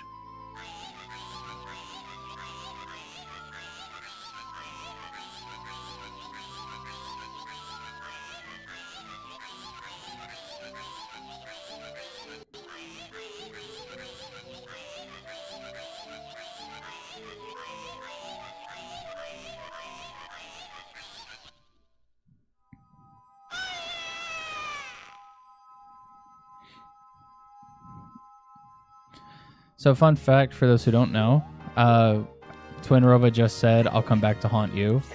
And again, I don't necessarily need this. I guess I've died a lot. She says, "I'll come back to haunt you." If you wait in this room for 8 minutes, she actually does respawn, but she's invisible. But you can fight her. And you can keep doing that over and over and over again. This implies that they are angels and going to heaven. Yes. This implies that heaven exists in the Zelda world. Yeah, if you hang around in that room for about 8 minutes, I think it's 8 minutes and some odd seconds, I don't remember exactly, but around 8 minutes, she respawns, but she's invisible, but you can still fight her, you can still do damage, and you can just keep fighting her over and over and over again if you don't leave. And I do believe she drops a heart container every time, so you can stack heart containers that way. It's obviously not very fast, because you have to wait 8 minutes in between and then do the fight again. And I think she only respawns as formed Twin Rova, I believe. I don't think they respawn together as separate. I think it's the single form Twin Rova. I could be wrong on that. That I don't fully remember. But I do know she respawns.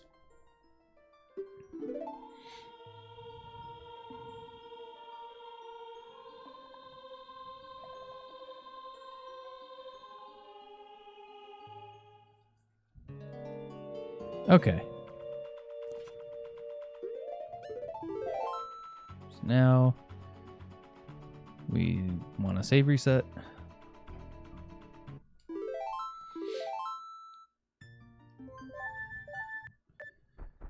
And then we load right into the light arrow cutscene.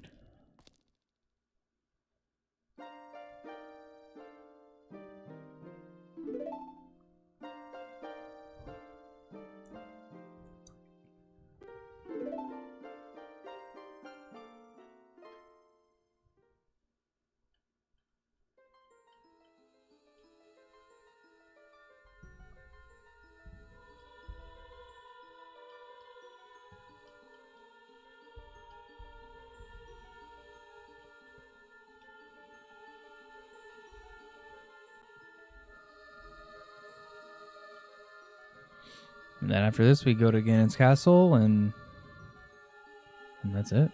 Make our way up the tower.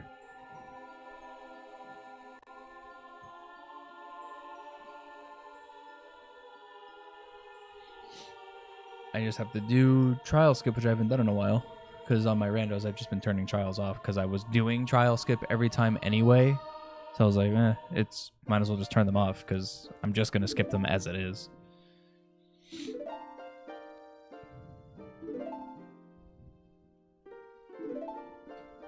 I wonder if there is. I have to look into Shape of Arcanian's rando settings. Maybe there's something I could do with trials. Earlier you said Skyward Sword was your least favorite Zelda game. Why? I wouldn't say it's like my least favorite Zelda game in general, but out of like the big 3D ones, it would be. And it's not that I think it's bad. I don't think it's bad. I do enjoy Skyward Sword. I think there were certain things, like obviously when I played it on Wii, the motion controls were a bit janky, and that kind of got a little more frustrating than fun. And then the imprisoned fight, it happens, 3 times? And I just kind of was like, okay, I have to fight this guy again. And it's the same thing. Like, there's very, very slight changes. So there's stuff like that throughout Skyward Sword that I was just like, all right, not crazy into. But I do like Skyward Sword. When they did Skyward Sword HD, I bought it immediately. My girlfriend and I played through original Skyward Sword together, so there's like a special thing there for me with the game, because we sat down on my couch and we literally like played through the entire game in like 3 days or something. Like every night we played through Skyward Sword together, and it was a great time. So I do like the game, but I just think out of Skyward Sword, Twilight Princess, Wind Waker, OOT, MM, it falls in last. But it's not necessarily in last because I think it's bad. It's just in last because there are some things in it that I'm like, could have been done better, that I think other games did do better. But I do like Skyward Sword. I don't have any real problems with the game. Especially HD. Skyward Sword HD is actually really good.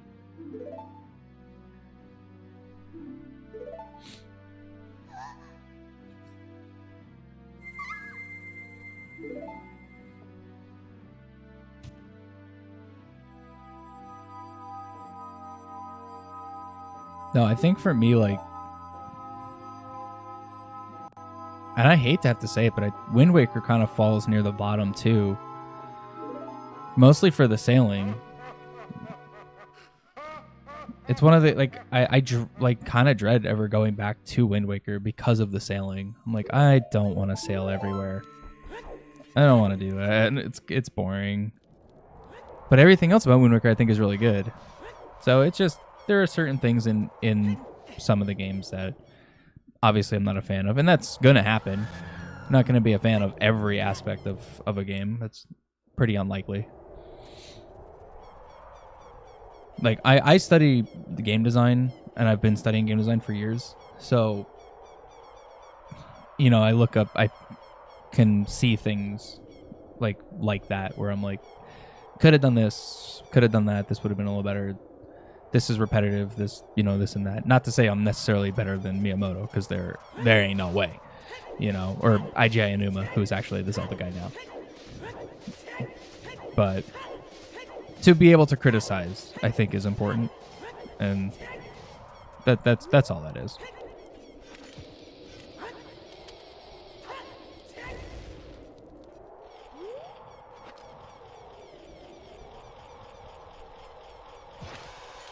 Okay, good jump.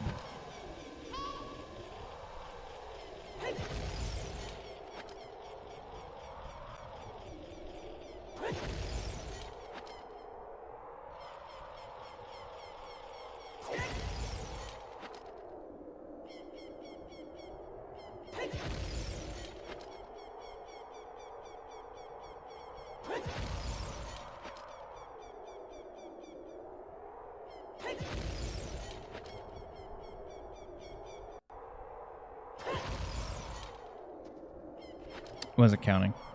I think I'm close. It should be. Yeah, okay. Yep, didn't even need that one.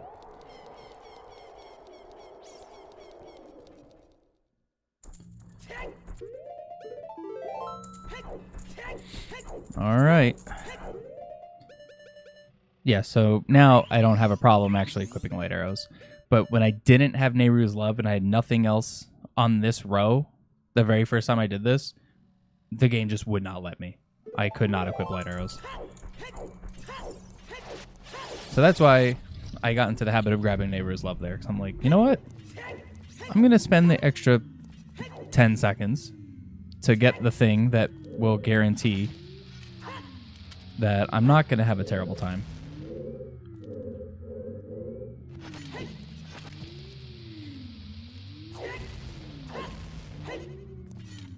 No, a little early on that first one.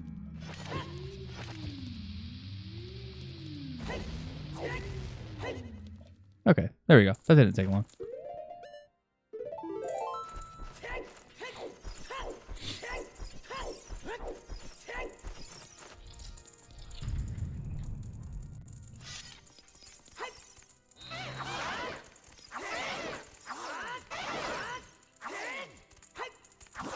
Come on.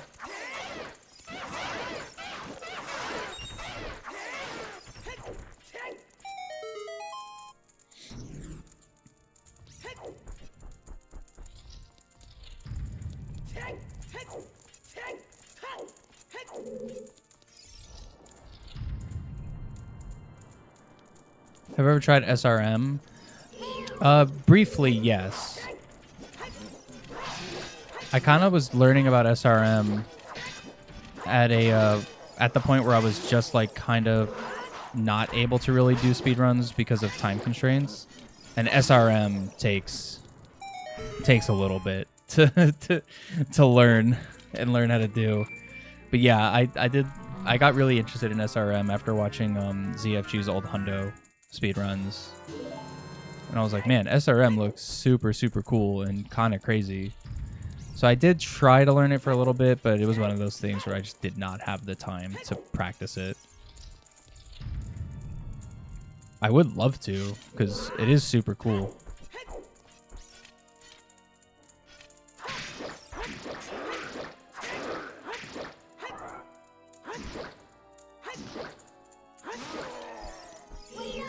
Nope, don't target him.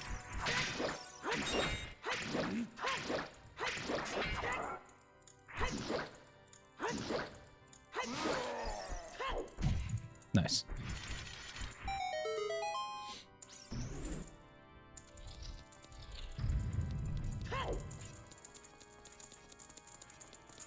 What's up, Matt? Thank God you got home before the rain hit. Oh, okay, it's cool. You're already home.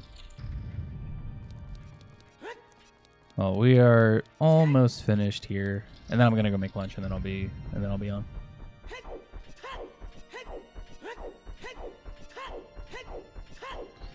So with no practice on this entire route for 2.5 years, I added an hour to my time of my original run.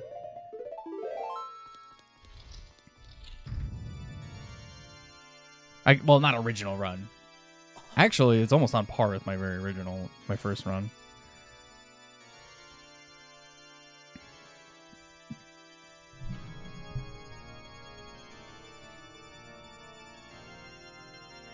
Just a bit rusty. Yeah, pretty rusty on some stuff.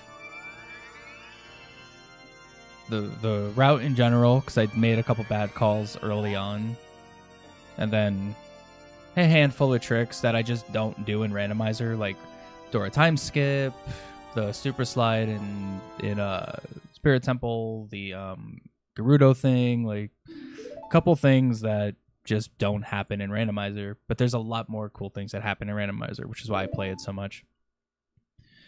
But that's fine. Also, this part with the Ganon fight. So when you're playing on console, like on, or even on emulator, realistically, but you're playing like the N64 version or the GameCube version or the Wii version or whatever, that there's a, I almost wish I had a save state so I could like do the thing but not mess myself up. Basically, you kind of do a jump slash right away and then like look up at the wall. So like you do a jump slash and then like look up, and it's a thing that reduces lag. But because I'm playing on Shape of Arcanian, that's not a thing. Wow, no one cycle Ganon.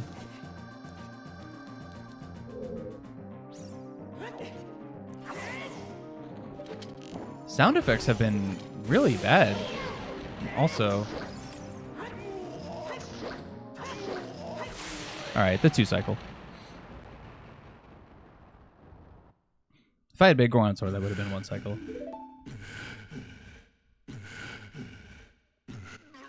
But not a terrible Ganondorf fight, actually. It shouldn't be. This part is normal. I fight Ganondorf and Ganon in randomizer all the time. I should be decent at this part. I say that, watch, and now I'm going to mess up Ganon. Whatever it is, mess up the super slide or whatever. Oh my god, I got to do Tower Escape. I haven't done Tower Escape in almost 2.5 years. I forgot about the tower, dude. I completely forgot that was even a thing. Wow, randomizer has definitely destroyed my brain a bit. Completely forgot Tower Escape was a thing. I mean, it's not that Tower Escape's necessarily like hard or anything. It's just a little not that interesting, I guess.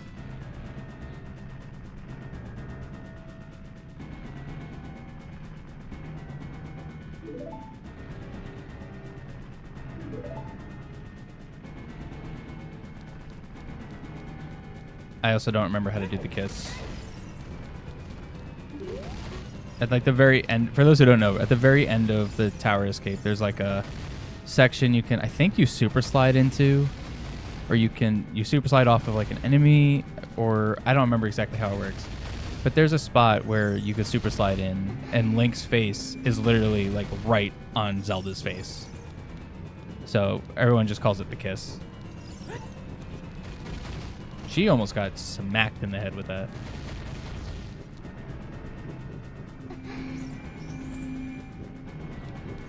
Dude, my neighbors are working on something outside, and I constantly keep thinking there's a knock at my door. Zelda? Okay. She almost body blocked me.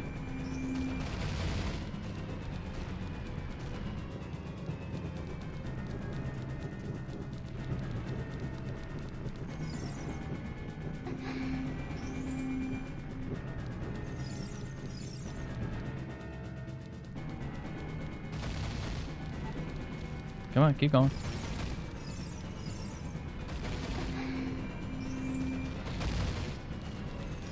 Someone make a mod where I just play as Zelda through the whole thing and can have her ability to just open up every door.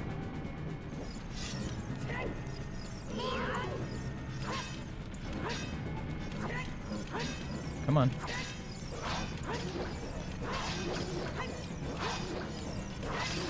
Okay, that guy got real eager real fast.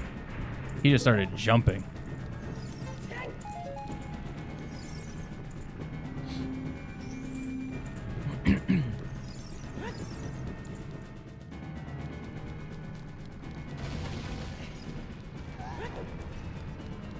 hate that jump. The amount of times that she's body blocked me on that landing and I've actually fallen off over the years. No.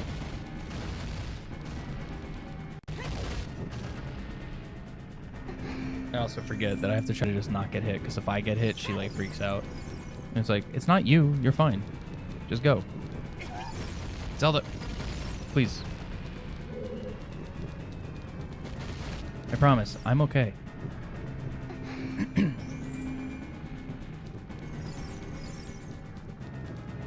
Yeah, it's here. Don't. Okay.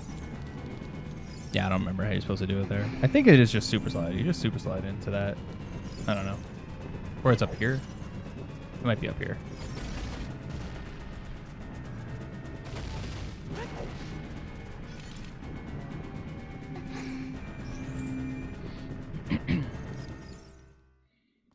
Well, this tower is good. It's. I turned it off in randomizer for a reason, because it's not crazy interesting.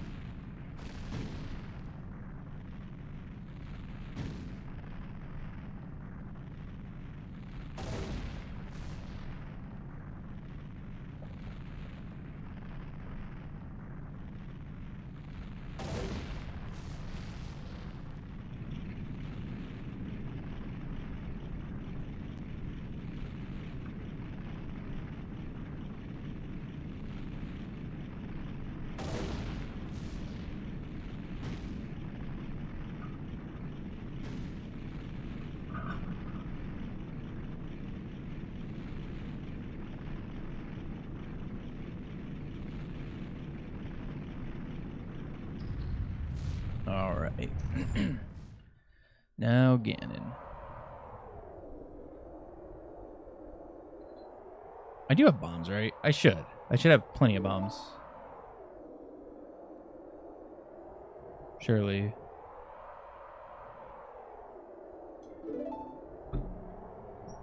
Because I think I only did 4 for trial skip, so I should still have like 16 bombs or something. Mm. 14.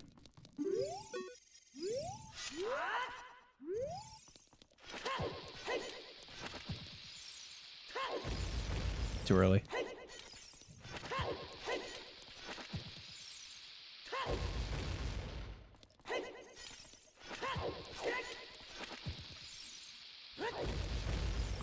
I think it was too far back. Come on.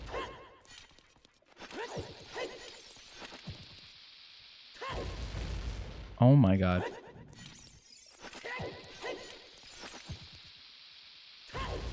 Okay.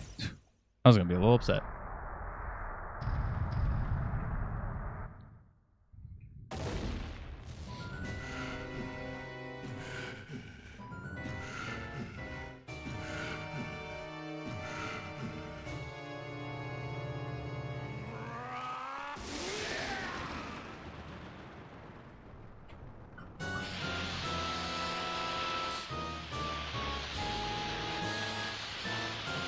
So I guess for anyone who doesn't know, the reason that super slide is important is so in this cutscene, like you can see in the bottom right, I'm still holding the shield button. So right there in the vanilla game, you lose your Master Sword. Like that's it. Master Sword's gone. But losing the Master Sword is actually tied to that animation specifically. So breaking Link's animation there makes it so you get to keep the Master Sword here. Because in this section, all of your weapons do 1 damage except the Master Sword. Because the game's like, oh, you don't have Master Sword. We don't need to tell Master Sword to only do 1 damage because you don't have it. But doing that, you still have it. Which is why that first phase you could do very quickly. I hate the sideways camera. Okay.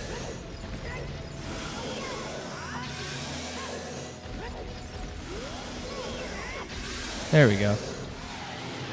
The only good Ganon fight. Yeah, actually. The only good Ganon fight.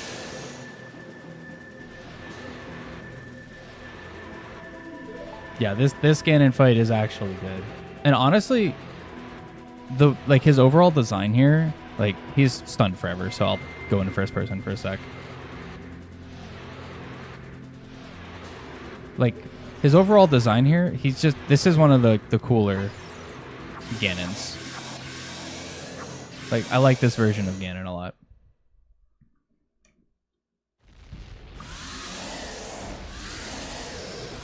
But there we go. I think it was like actually an hour or more. So that was the route that I did speedruns with 2.5, almost 3 years ago now for GSR. And my time back then was like 2:31, I think. 2:30, 2:31, I don't remember. So close to world record. Yeah, totally. World record pace.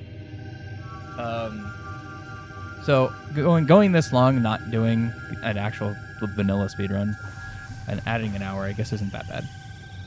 It's kind of bad, but it's not that bad. But this was fun. This was cool. I haven't played the game vanilla in a long time, so having the cutscenes come up and playing it in the 4x3, lower quality, all that, like it's something nice about doing that again. But because for those who don't know, since now the game's over, since this is Ship of Arcinian, technically I can come up here and where is it? Enhancements, turn off N64 mode. That's how my randomizers normally look. Is like this kind of quality. This is normally how randomizer is for me. But we've been playing on N64 mode with all of the good stuff turned off, except bomb tree drops. I forgot to turn that off, but whatever. It is what it is.